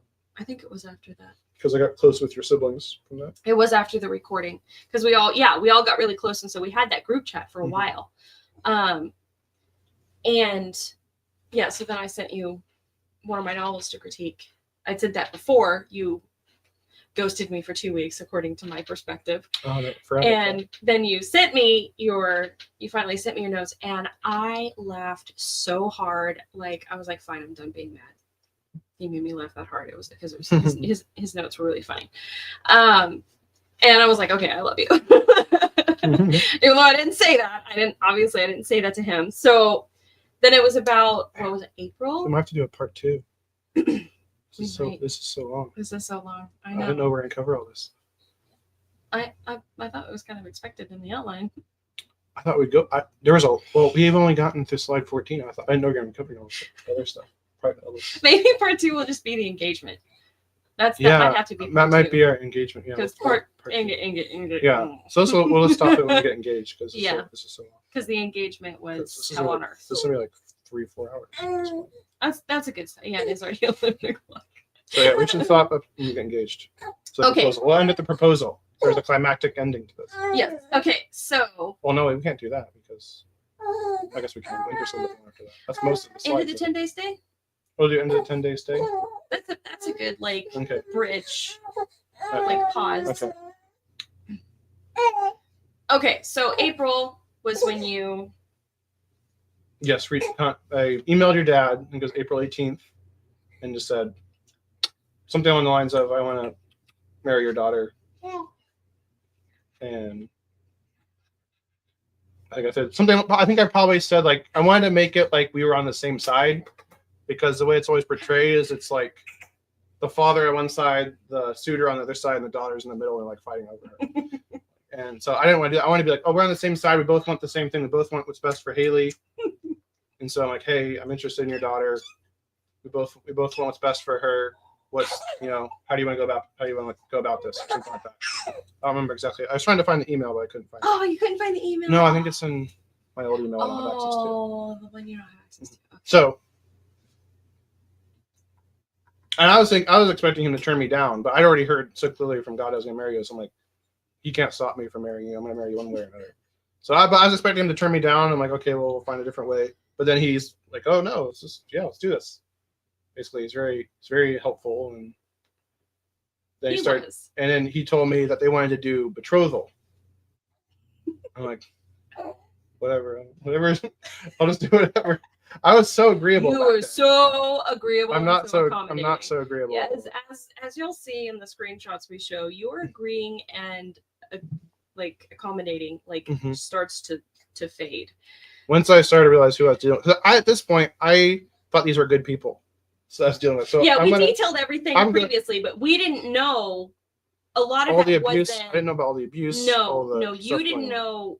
No, we were. I wasn't even aware. I was not conscious of. Even though you had just witnessed the battery that happened not that long ago. It didn't register as traumatic. Mm-hmm. It didn't. I didn't consciously know that was considered traumatic. Mm-hmm. We didn't read anything about trauma or anything like that. Mm-hmm. So I wasn't supposed to be aware of the communication, but my computer was. We kind of shared a family computer. So, and my emails were on my mom's phone. I didn't have my own personal phone. So even though I was 20 years old. So I can't remember why I was on her email. Oh, she'd left the web. I was looking at the history in Chrome because I was trying to find a certain web page that I had been on previously. And I noticed an email or something titled sent to, I can't remember what it was titled, but it was sent to Dad. And I was like, why are Mom and Dad emailing? That is so weird. So out of curiosity, I'm like, what the heck is this? So I click it open, and as I'm reading it, I just scan it quickly to get the gist of it because, I'm snooping and, I probably shouldn't be, but I am anyway. And I see, we should give the boy a chance. Give the boy a chance. And I'm like, what? And I just. So was your dad saying it to your mom? Because your mom did not like me. My mom did not like him. And so at one point, my dad was like, is there something wrong with him that you're not telling me? Because you've been the one talking to him. So you know him. And she was like, she couldn't give a good reason. I know. She had said I was like a son to her. Like, And then she didn't like me all of a sudden because I guess she liked Joe better. Yeah, she liked Joe better. She had found something else she wanted. Oh, that was the other thing. She was still trying to get me to marry local people. Yeah. Because she yelled at me. She yelled at me for not considering some young guy who was going to be like a pastor at my sister's church. That would have been a nightmare. And she was like, I was like, yeah, I just said, I'm not interested in being a pastor's wife. And she yelled at me and she was like, would you just give the guy a chance? And I'm like, and that guy no. probably doesn't even know who you are yet. No, I don't know. I didn't know. I had no idea what conversations this guy had been told. And I was like, Mom, I already told you who I am pretty sure I'm supposed to. I want to marry Reagan. And I left it at that. She was not happy with that. She was so angry. And she kept talking to me about, oh, do you know Rachel or talk to his sister? And I was like, yeah. That's another weird thing with your family. Is like the relationship between the couple is the least important relationship. Your relationship with his mother is more important. Your relationship with his sisters is more important. Yeah. It's like, why does this matter? Like, you're not marrying them. You're marrying me. I'm marrying you. It's weird. But at one point, Mom had told me, something about, it's the Lord's, we're trying to figure out the Lord's will for your life. And I said, Mom, what if the vision that you have for my life and what the vision that God has for my life are not the same? And she didn't like that. She didn't speak to me for 3 days. Not possible. Because in her mind, she knew the will of God. So, especially for her daughter's life. So I kind of pieced it together. I wasn't technically supposed to know anything. And I didn't let on that I knew. Because I wasn't supposed to know. But this was the reason a lot of people have wondered why I was okay with not being clued in. Mm-hmm. But the reality was I pieced it together I also dropped myself. You dropped hints because you were like... Part of me is like, she needs to have some idea what's going on. Yeah, you weren't completely... I want to make sure I'm not going to... I want to make sure I'm not... Did you ask? I want to make sure I'm not going to propose to you and you're going to like say no. I mean, yeah, that's a reasonable ask. So there was another... I knew you were communicating because I knew you'd gotten past some threshold because then like a week later, I saw an email titled Zombies. Like, oh my gosh. And I was like so happy. Your parents are against anything dark like that. Yeah. I almost got fired from Kingdom Pen over that stupid argument. Zombies and whether or not that should be in fiction. Well, I told you. Writing about that. Right, because you got really upset that we were interviewing an author that wrote a book called Amish Vampires in Space.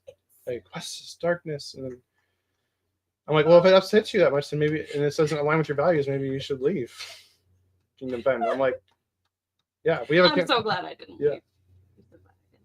So anyway, so you got put through. I think you had a slide for that. Oh, that's right. The 400 questions. Which I want to say, no man has ever been put through what Reagan has been put through. No one else answered the 400 questions. None of your other siblings' husbands. None. Here's like. So here's the example. We can't show you all of them, but here's one of them. So in black is what my response was. It's not my full response. We don't want to show everything. But then red was what they responded back with. Even though I was technically emailing Terry, I'm pretty sure I was actually emailing Cheryl, or Cheryl was actually one replying as Terry because it was like she was running the show. Yeah. She was. And so I'm pretty sure she wrote. I'm pretty sure she wrote this. And all of that. So public swimming is immoral. Yeah. So what's your views on public swimming? We mentioned earlier that was a big no-no for them, even though they let you do that with Joe. So I'm like, I've honestly never thought of public swimming as a moral issue. So he broke up the 400 questions into different categories. So this is under like the moral questions and modesty or something.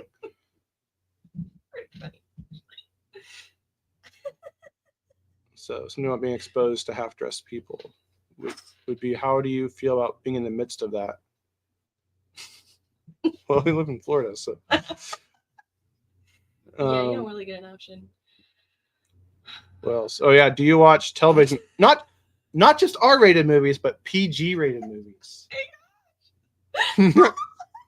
So that's the thing. I knew your family so well. I could have lied on every single one of these questions. I could have told them exactly what they wanted to hear, which,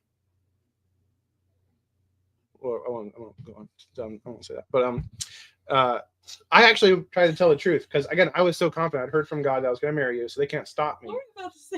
I was going to mention one of the other siblings' husbands kind of did that. But, Oh, yeah, we don't need to talk about that. well, that's smart. I don't look down on that person for doing that. No, you kind of wish you'd done that. Yeah, I wish I hadn't answered. Yeah, so many of these, because again, I didn't know who I was. Because some of the stuff's kind of personal, and I'm like, oh, I don't want these people knowing the that. spouse should know. Mm-hmm. I'm sorry, but I'm like, oh, I got nothing to hide. But anyway, so yeah, this was like they had. This was under the I couldn't find. There was a longer response. I couldn't find it, but they're like trying to tell me like why this is bad, and I was telling them no, like Walking Dead's actually a good show. Did they say I wouldn't ever watch that? Yeah, I go fine. I won't watch it with Haley then.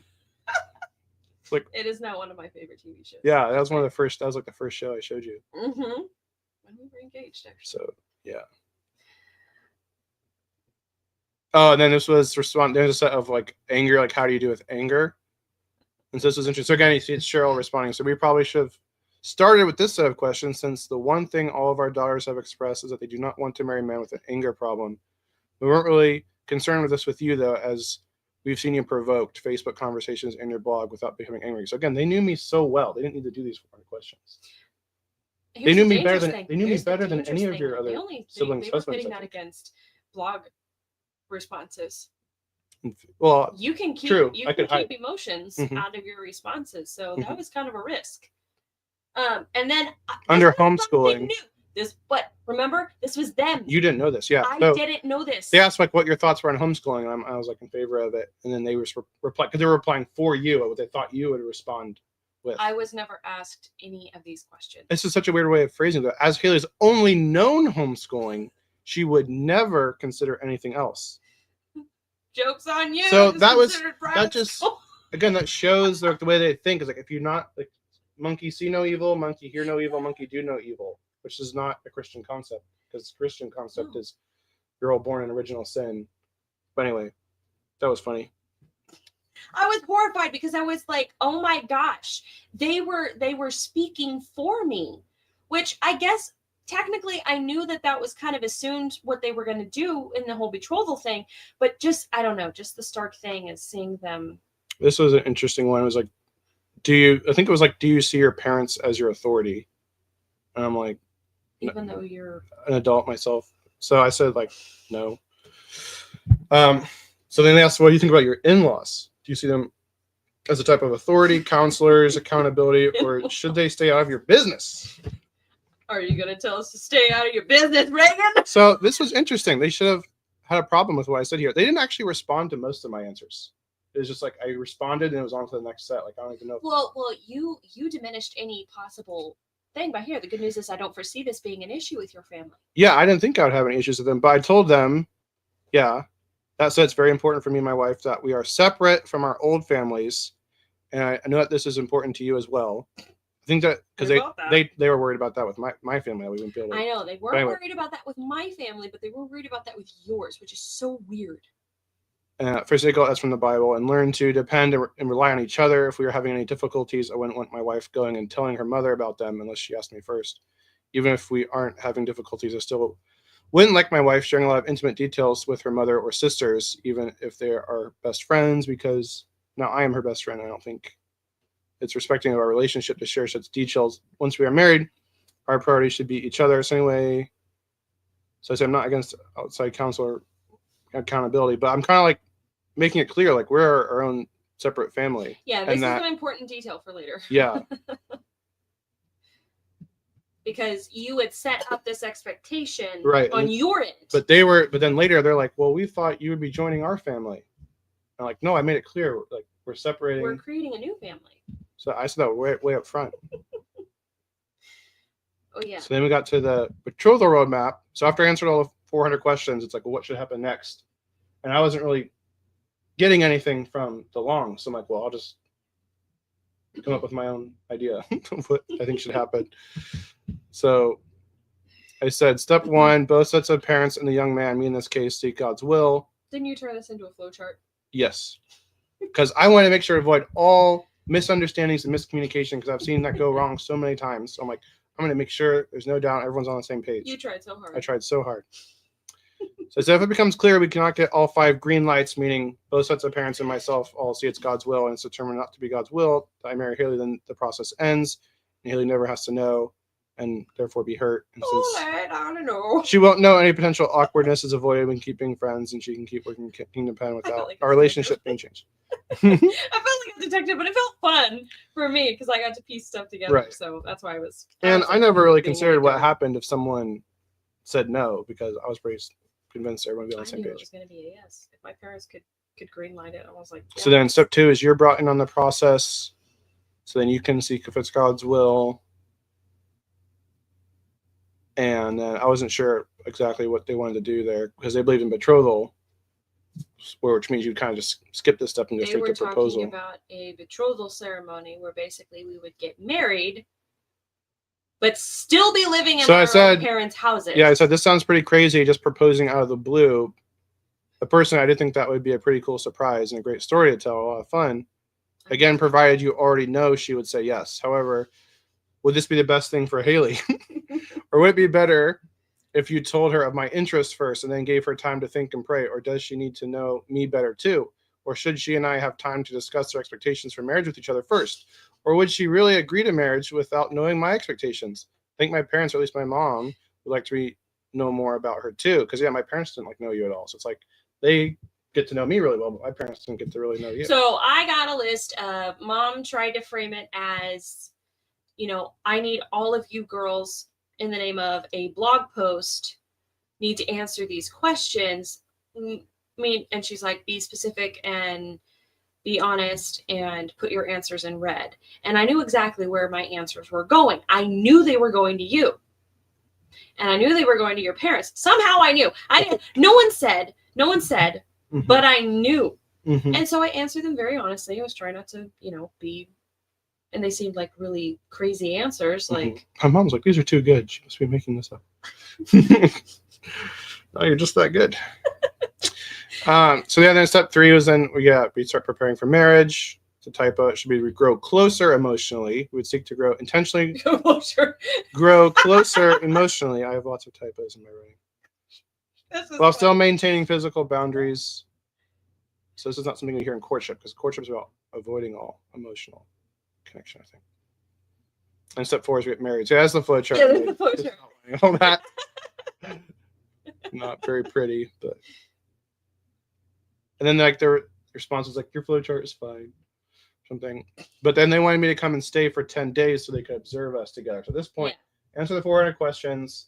They know me super well, but they're still not convinced they need to see me. And I'm being asked a couple times. And I have a full-time job. If Reagan were to ask you right now, would you say yes? I'm going to say yes, without a doubt. Mm-hmm. So that was the extent of what I was clued in on. Yeah, and I had a full-time job at this point in time too. So it's like, so I was trying to work. Yeah, so I missed class, and I was trying to work while I was there, which was hard to do. You were willing to do. So anyway, 10 days stay. So I guess we'll wrap it up with this. Yeah. And then we'll get to probably leave some kind of cliffhanger, I guess. So this was. Did I say yes? So this was. Yeah. Did we actually get married? So it kind of outlines. This wasn't even a real baby.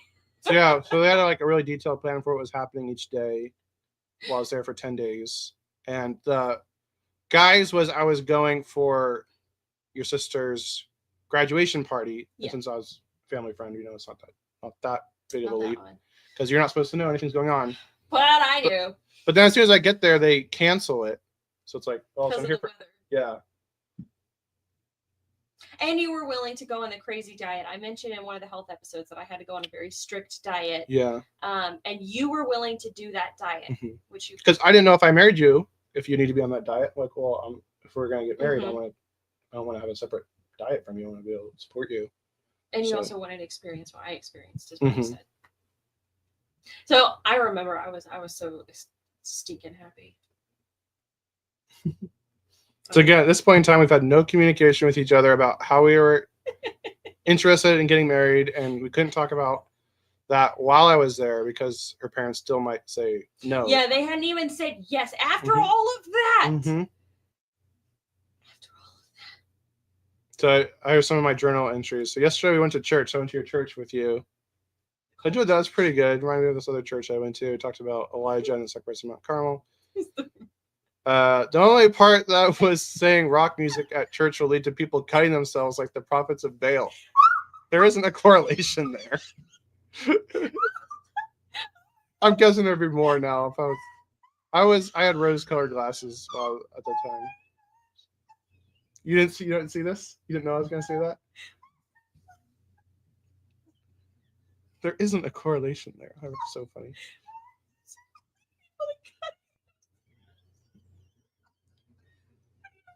Also had this, and then so you took a picture of me holding your baby niece. And I'm like, I read that women are really attracted to men who are holding babies. So I wonder if that happened to Haley while I was holding her, and she felt compelled to take the picture. I did. In answer to your question, I did. And we went to the Creation Museum, so it was all us together. You know, Mackenzie. Thank you, Mackenzie, being strategically placed between us. Although we got to sit next to each other in the van, and you got to witness my dad's road rage. I thought someone was going to die. I thought someone was going to die because it was that bad. The Creation Museum picture, and then like the last day. Oh, well, before you get that, before you get to the last day, I don't have any other pictures. Before you get, wait, you don't have the one where I'm looking up at you? That's at the end of the performance. Oh, okay. I see what you're saying. Yeah. So one of the things that you did that really and you had started getting limes at this point. On this, yes, my Lyme started returning. I had a bullseye rash and my symptoms. I remember sitting at the table and I was like, I've got a panic attack right now. And you're like, what the heck? Like, you've never heard of panic attacks or people getting panic attacks? And I'm like, yeah, I'm having a panic attack right now. So I started having those episodes again, the seizure episodes. But the one thing, the one thing that meant a lot to me was on the night that we got back from the Creation Museum, I still had this box of sock loops that I had to sort through, which was a job I did for the Chris the Weaver, and it was like a really intensive, hard thing. And so you're like, hey, well, I want to do it with you, so it doesn't take you as long, so you can get some sleep. It was paying you below minimum wage. We talked about that. Yes. Well below minimum. Yeah, a little over $1 an hour. Yeah. So while we were doing that, we did that until like 3 or 4 in the morning. But when we got back, we weren't the only ones doing it. Yeah. My siblings, a couple of my sisters did it with us. Yeah, that was a really good bonding experience. That was such good bonding experience. And not just you and me, all your siblings. Yes, all the siblings as well. And that was how I communicated what type of ring I wanted. Because I knew like this was Wednesday going into Thursday. And I'm like, I mean, I still remember the first night you got there. This is so bad, but not bad. But I remember sitting on the couch next to you thinking, oh my gosh, I want to kiss him right now, but that's really inappropriate and I can't do that. And I was just like, it kind of just blew me away because like I hadn't had that like with anybody else before. And I was like, oh my gosh, I like really love this guy. And I was like whenever I talked about him or like had messages from him or anything, like my face would get really red and like everybody joked that I got like the honey glows and they're like, oh, I know who you're talking to. From Wreck-It Ralph. Yeah, from Wreck-It Ralph. She gives me the honey glows. So I was like, it's a done deal for me. Like I already knew, and like after this, like just a couple like days in, I'm like, yeah, I'm marrying him. I think I told you we had some other roundabout conversations about things with other people around. Yeah, we were never alone together. We were never alone. There were always people around. And I remember the one day I had to go to music lessons all day long, and I was so antsy trying to get back to you. And I think you even scared me, like just as a prank. Oh yeah, because I was out talking to your siblings at a campfire. Yeah, so and that's when you made the scrapbook page for me, which I meant to grab. Yeah, I dropped a hint in there saying the best was yet to come. And I was like, it's gonna be fun. So then, I that's a positive of this whole thing. It's very fun and exciting, I guess. It was very, it was very fun, exciting, and like a mystery. yeah, I felt like I had to piece together things. So how'd you make drop the hint about the ring? So yeah, I was saying like I'm not one for large jewelry. And as the night went on, like we were having sillier and sillier conversations, but I was like, you need to know that I wasn't interested in that other person. And you didn't want like a really expensive ring. I was like, I personally don't want an expensive ring. Like I've worn like bigger rings and they snag on stuff. And so I think you're saying I'm like, good with like simple. You're saying like you didn't need like a big, like high number of carats or something. Yeah, a big carat, like 2 carat gold ring or something like that. And so it's like, well, if the guy can get you a 1 carat ring or something, or just like, what if it's just a carat on a ring or something? We were like, oh, joking together. Which made me laugh really hard. So there were roundabout ways. Like if you weren't paying attention, you wouldn't have picked up on the subtlety of the conversations that we were having. Like we were communicating without communicating, which is how you know you should marry someone. So when I did propose to you, I actually had a plastic carrot ring in the box. That was the first thing you showed. But then I'm like, oh wait, I got this other one. It's a little nicer. So I can't remember what we did after I know I had more music lessons on Thursday. Well, I showed the slide with the schedule. Oh, did you have the schedule? Okay. I can't remember. Creation Museum was Monday. Oh yeah, we had the festival on Saturday. Watched you perform at the festival. That was really nice. Yeah. So then Sunday I had grocery shopping. Yeah, we went grocery shopping together. Grocery shopping together. That was fun. Like that. Again, grocery shopping. Yeah, I think we did. Yeah, like for the parade and everything. So then this was a big this was actually the only time that you and I had actual like we weren't 100% alone. We were still in public. But we had to practice this. We had rehearsal, so we had 2 hours. Right, there's like a big field that we're behind this, and we like walked together. And we were outside, and I needed someone to hold my pages. And turn your pages. Turn my pages on so I could continue playing with no interruption. And the hilarious thing, this was a whole like sci-fi themed concert. So we were playing music from E.T., Star Wars, and like it was kind of like so perfect because it's like you're not really a classical music person, but like that kind of music you thought was cool and interesting. Yeah. I like soundtracks. So because you were wearing all black, we had to volunteer you for that. And of course I was like, oh my gosh, yay. He gets to stand by the piano with me for like 4 hours straight now. That's how long it was? It was 2 hours rehearsal, then 2-hour concert. Seemed to go by really fast. It went by really fast, but I was like, oh man, he's going to stand next to me. He's going to get to, see me play and everything. And that's kind of big, letting people watch me play piano. They're really good.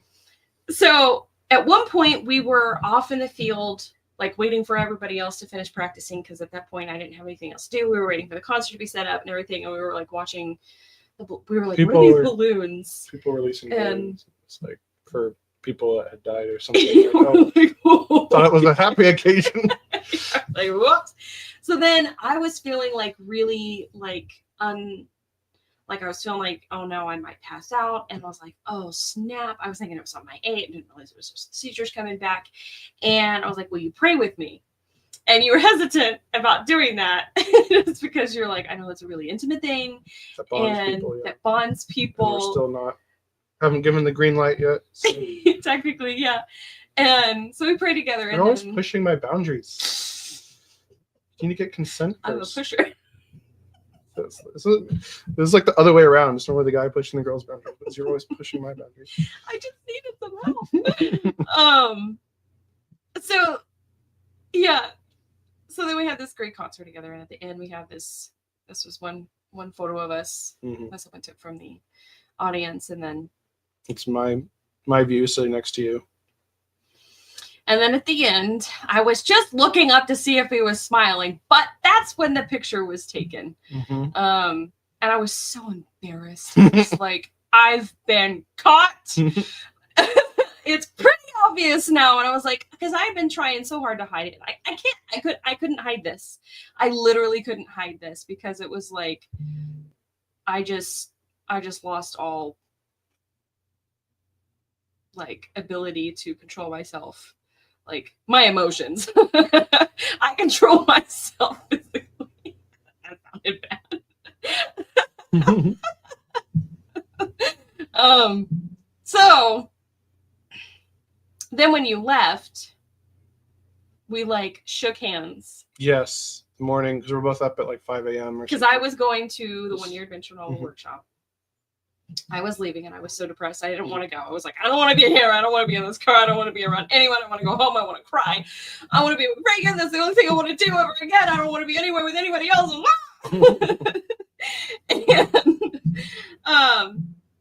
that was like the most physical contact we'd had, was holding hands. Shaking hands. Shaking hands. And we like held hands a little bit longer. And we looked into each other's eyes and it was like, yeah, my family was in Canada, so when I got back, I was all alone and depressed too. You're all alone. Yeah, you made a song and then you sent me the song. I made a bunch of songs. That's all I did all day long was write songs. I did like a whole album. That's how you process your feelings. So then, yeah, what was at the end of that? You got. So this is your mom telling me that, I guess, first time I see my kids all weekend, I guess all I wanted to talk about was Reagan. You left your mark on our family. So I was saying I didn't get much done while I was there. Oh yeah, because you were trying to work during the day too in the camper. Mm-hmm. So it shows like it wasn't just you. It was like I really connected with your family. Mm-hmm. So your dad wrote me this letter afterwards. I think this was sitting at your dad's work because I was working until my flight. So your dad drove me to his work and then drove me to the airport like during his lunch break or something. But yeah, so he says, it's been so exciting this week. For I have gotten the opportunity to witness a star being born right before my very own eyes. A star who will always shine in our home, even when it is gone. What that means. I don't know. The memories that have been created are going to shine and be cherished for a lifetime. I haven't had as much time with you as everyone else has, but have enjoyed every minute of it. I appreciate your godly character and reverence for the Lord. I'm sure some of your character will rub off onto my children. They're all heathens. They need me. Even though you were supposed to be the bad boy. Right. And I'm not. You were the rebellious one. Right, I'm not reading this to like toot my own horn or anything, but it's important to like establish that there was like a really strong relationship I have with the family. Because later on, it all falls apart when we get engaged and they start saying like, we didn't know him. Yes, this is important because we want to establish that there was a clear expectation. We were getting married. This was going to happen. For years. People knew this. They liked him. They loved him. Oh, yeah, I can't believe brother. You actually stuck with the diet. Blah. Yeah, you got made fun of that. He called it a girly diet. He called it, you still doing that feminine diet? Yeah, I have that written down in my journal. I'm like, well, you can't do it, bro. So says, you have my honor. You showed commitment, endurance, and perseverance. You also started shrinking. I lost 10 pounds. Just kidding. I did notice that. I lost 10 pounds in 10 days. I mostly just wasn't eating. For stuff I didn't like, I just didn't eat. So like I was eating like not really. I was mostly fast. I was like fast. Okay. It's all bony and shriveled or something. No. I look for it. So I need to go back on that diet. I need to go back on that diet. I don't even remember what it was. So people think girls aren't visual, they're liars. I look forward to having a gluten meal with you, so I wasn't eating gluten. Thank you for being you and have surely enjoyed your company. Have a safe trip home and hope there isn't too much time that passed before we meet again. We've been truly blessed to have you in our home. May God truly bless and keep you. Sincerely, Terry. So, oh, and then this was your mom writing to my parents to explain what they'd observed because she's acknowledging like my parents don't really know, haven't seen Haley, haven't seen us together.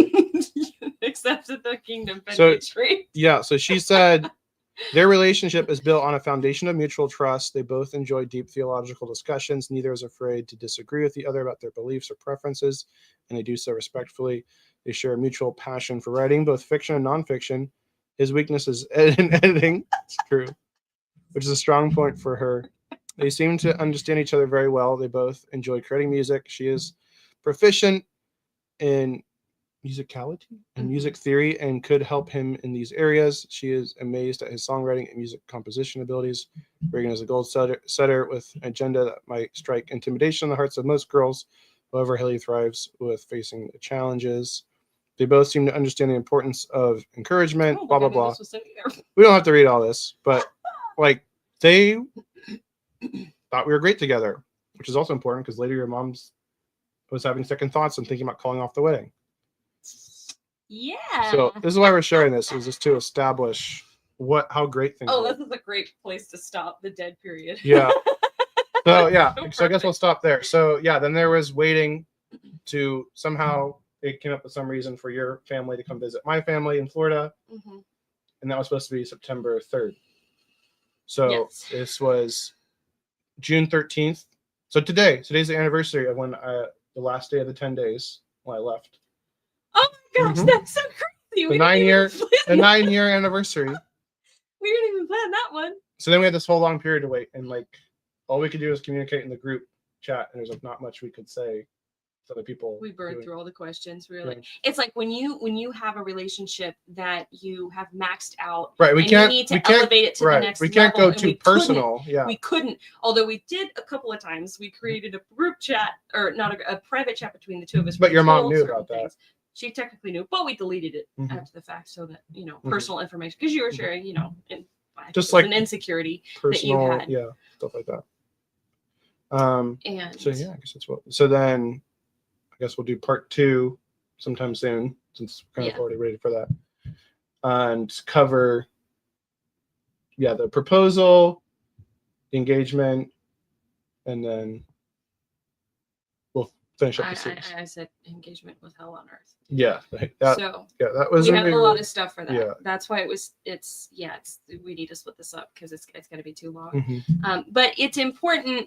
It's important to detail. You're going to go into, after we're married, all the trauma symptoms hit you because you were in a safe place at that point and trying to get healing for that, and then what actually finally led you to get healing from all your trauma and complete healing from Lyme disease. All that stuff's coming up. So yeah, good stuff. So we're hoping to have the series done this month.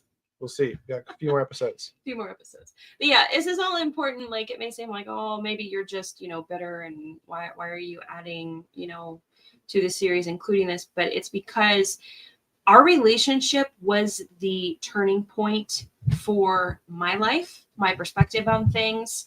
Him entering the picture caused me to question my beliefs, my family's beliefs, and that got me into a lot of trouble. And towards the end there, I started being considered the black sheep, simply because I told my mom that we didn't have to agree on everything and that we didn't have to like the same music, and she didn't like that. And Not you and me. I don't think. Well, you and me, or her and you? Her and me. Yeah. She and me. I and her. Whatever. My mom and I. Also, spouses don't have to like the same music. No. It wasn't even that. No. It wasn't me agreeing with your music. It was me agreeing with her music standards. And I was saying I didn't think it was wrong to listen to Allison. And I liked it. So I listened to it on my own. And I started listening to my own stuff. And started reading marriage books and piecing together the fact that my parents' marriage was a complete farce. It was bad in understanding what went wrong where. I started identifying, picking apart their relationship, going, oh my gosh, they have a bad marriage, and they've been saying for years that they have a great one, and this is a complete lie. So there was a lot of that. That was why you are so important to me coming out of all of this, because you coming in, you actually really saved my life, because honestly, I already talked about how I was dying. And I managed to get back on, track with some supplements and everything. But I decided to kind of go against the grain with my family, and it started causing a lot of issues, and I started to have serious health issues once again. Should have titled this "Love Saved My Life." Well, I mean, it's rescuing the princess, right? Do we want to wrap things up with the Q&A questions we got, the questions we've gotten? I think because these seems more relevant to this. Yeah, that's a good point. So we got this question these are questions from the Free Ginger forum. So any free gingerites who are watching. Thank you for including your questions. I've appreciated and love these. So you want to read that one? Or you want me to read it? It's more directed to you. So I'm quite interested in knowing if Reagan's views on relationships. Oh yeah, this is this one. Okay. That he wrote about on his old blog reviews he actually subscribed to or wrote about to get Cheryl and Terry to view him as a good suitor. Got cut off, but no, I actually started writing my blog. I didn't plan on writing a blog, but my sister was really into like art and graphic design, and so she wanted to just like design a blog. So she like went and just designed a blog for me because she was really into that. And so then, since I had a blog, I started writing. And I mostly just started writing to like encourage other people on the One Year Adventure Novel forum because a lot of them were depressed. And that was my first time encountering depression because I grew up in a very healthy home and I was very happy. And like, so I felt really a lot of compassion for people on the Oyen forum. So that's kind of how it started out. Then would get in debates about like beliefs and stuff on the forum. So then I started like writing out my beliefs more and defending my beliefs and researching stuff. So that's kind of how it came about. I was doing that all before I had met the Longs, pretty sure. Oh yeah. But yeah, I definitely wasn't. Yeah, I mentioned that. No, it was really late. I didn't think I had Haley was an option, as we talked about. It was really late before I realized I really wanted to marry you.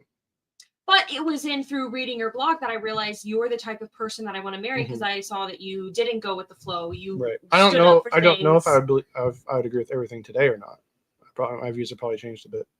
There's some things. Definitely, my theological beliefs have changed. Your theological beliefs have changed, and also I was biblically literate. We're gonna get into this. Some of the regrets we had. Yes, that'd be a good one for the next episode. Yeah, the next episode. Good. Says also, did Haley get to know Reagan and decide, or how did Haley get to know Reagan and decide that he's the one she wanted to marry as opposed to an escape from her home? How is she confident that he also wouldn't abuse her? That's who says I'm not? Because some people do say. Just because they're mad at me, not because I've seen anything. I don't want people to think that they're right. It's so funny because that is your automatic like, automatically assume that I'm abusive, and it's like, if you were actually abusive, I would not have felt safe and would not have unraveled the way I did. I'm not. What's the word?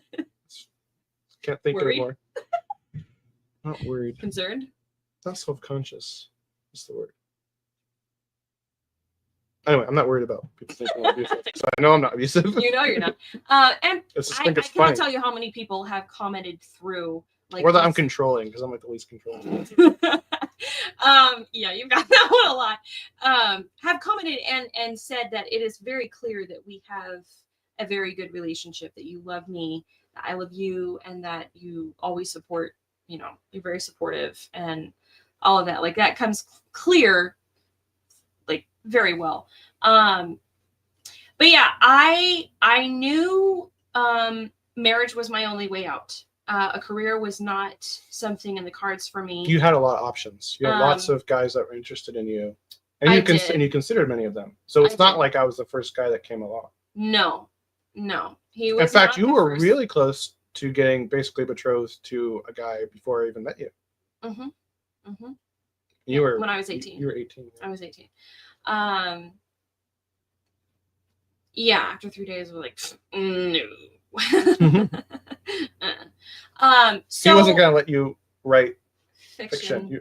No. So that's another is that another ATI family, or they were in their own cult? No, they were in their own cult. I think they actually had a Catholic background. Interesting. So I was a very self-aware teen and a very self-aware and self-conscious woman. And I knew how I was, and I knew I didn't want to make a mistake. I was very much about, I don't want to make a mistake. I knew there was a risk of choosing someone. And I had read a lot about Well, okay, honestly, the one thing I did consider was I knew what Reagan was, his standards. And I think he might have even put up like what kind of wife he wanted at some point, or like what she must be. I know your mom did. I don't think I did. I know your mom did. I didn't get clear on that until actually after which I was that's pursuing really you. good to have. I should have done that Expectations before. are everything. We need to write down and make sure we include the expectations thing. Oh, yeah, there's a lot. It's good. Go find that. So I saw Reagan as upstanding through reading the interactions he had with other people. He talked about his college, his time at college and how they were trying to force him into doing stuff. And the job I had while I was in college. So I knew you stood for the truth. Truth was very important to you. And I was like, this aligns with my beliefs. I'm very all about the truth. I want to be very truthful.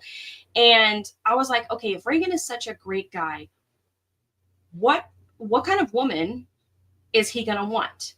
And so that caused me to look at myself and evaluate myself and say, am I up to standard? Now, that might sound like, oh my gosh, of course, any other girl might be like gassing you up, be like, of course, you're the greatest and he deserves you and blah, blah, blah. But it's like, honestly, okay, look, it's a law of nature. You attract what you are. Right, kind of in society today, it's like understood that like women have expectations of men, that there's duties that men provide in a relationship, but it's kind of become, in our culture, women don't really have any duties to the husband or to the man. Well, not in the culture I grew up. Not in your culture, but I'm saying as a whole. There were definitely things that I thought I was required of me, and I was more than willing. Like I was like, yeah. But I was very, very logical, and like I prided myself on being able to set my emotions aside, and it was like I didn't know this was because of trauma, but I was like, why can't anybody just do this? You just remove your emotions from the decision and you can make a clear decision. And so again, a lot of it came down to intuition, honestly.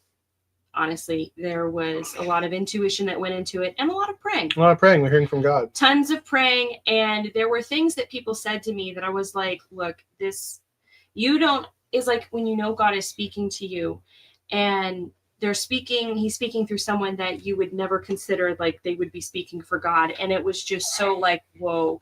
And it was just, I got confirmation that I was supposed to marry him. I would get, scripture verses that just like, I kept hearing like, you just wait. You don't need to do anything. Don't try to make anything happen. And yeah, I didn't want to just escape. I wanted to make sure that where I went, I was going to be safe. And like I said, he was the only guy that I evaluated that I ever actually felt safe with, that I felt like there's something about you that resonates with my being, my spirit. And I want to make a home with you. I want to make a life with you. Yeah. What about the last question? I think it's basically the same thing. It's basically the same thing. It's super clear that Reagan cares about her. All right, so I'm just curious about how she figured he was good with it. Yeah, I just said. Yeah. There were definitely a lot of boundaries. Yeah, it was very difficult. It was difficult, but we left hints. Mm-hmm. What we wrote. I had a blog, so you knew kind of. And we both were trusting God and following God, and so God's really what was a big made it work out, because what we did was kind of really risky. It was incredibly risky. It was incredibly insane too. Oh my gosh, it was so insane. But we have an amazing marriage. And it's worked out really well. I think that's because we followed God ultimately, not. Yeah, the regrets we have are not because of the relationship. No. Other things, other standards that we have that we realized were stupid. Like having our first kiss be our wedding day. Well, we'll tease that instead of kissing in private first. We have some hilarious screenshots. Mm-hmm. Yeah, so lots more craziness to come in the next episode. Yes. So let us know if you have any questions. We'll answer this. I'll answer those then. And thank you so much for sticking around and watching through to this. I really thought we were going to be able to get through everything, but I know. It's like, oh no, it's a lot. It's just a lot, and you kind of have to give the explanation of different. Hopefully, this is still interesting to people, and people care about this. So I don't know how much people care about this or not. I mean, it's interesting, yes, but we're the characters. Yeah. Well, now we just sound egotistical. Pretentious snobs. Pretentious aristocrats. All right. Well, have a good afternoon, good evening, or good night, wherever you are. Yes, thanks for watching, Yes. and we'll see you around in the next one.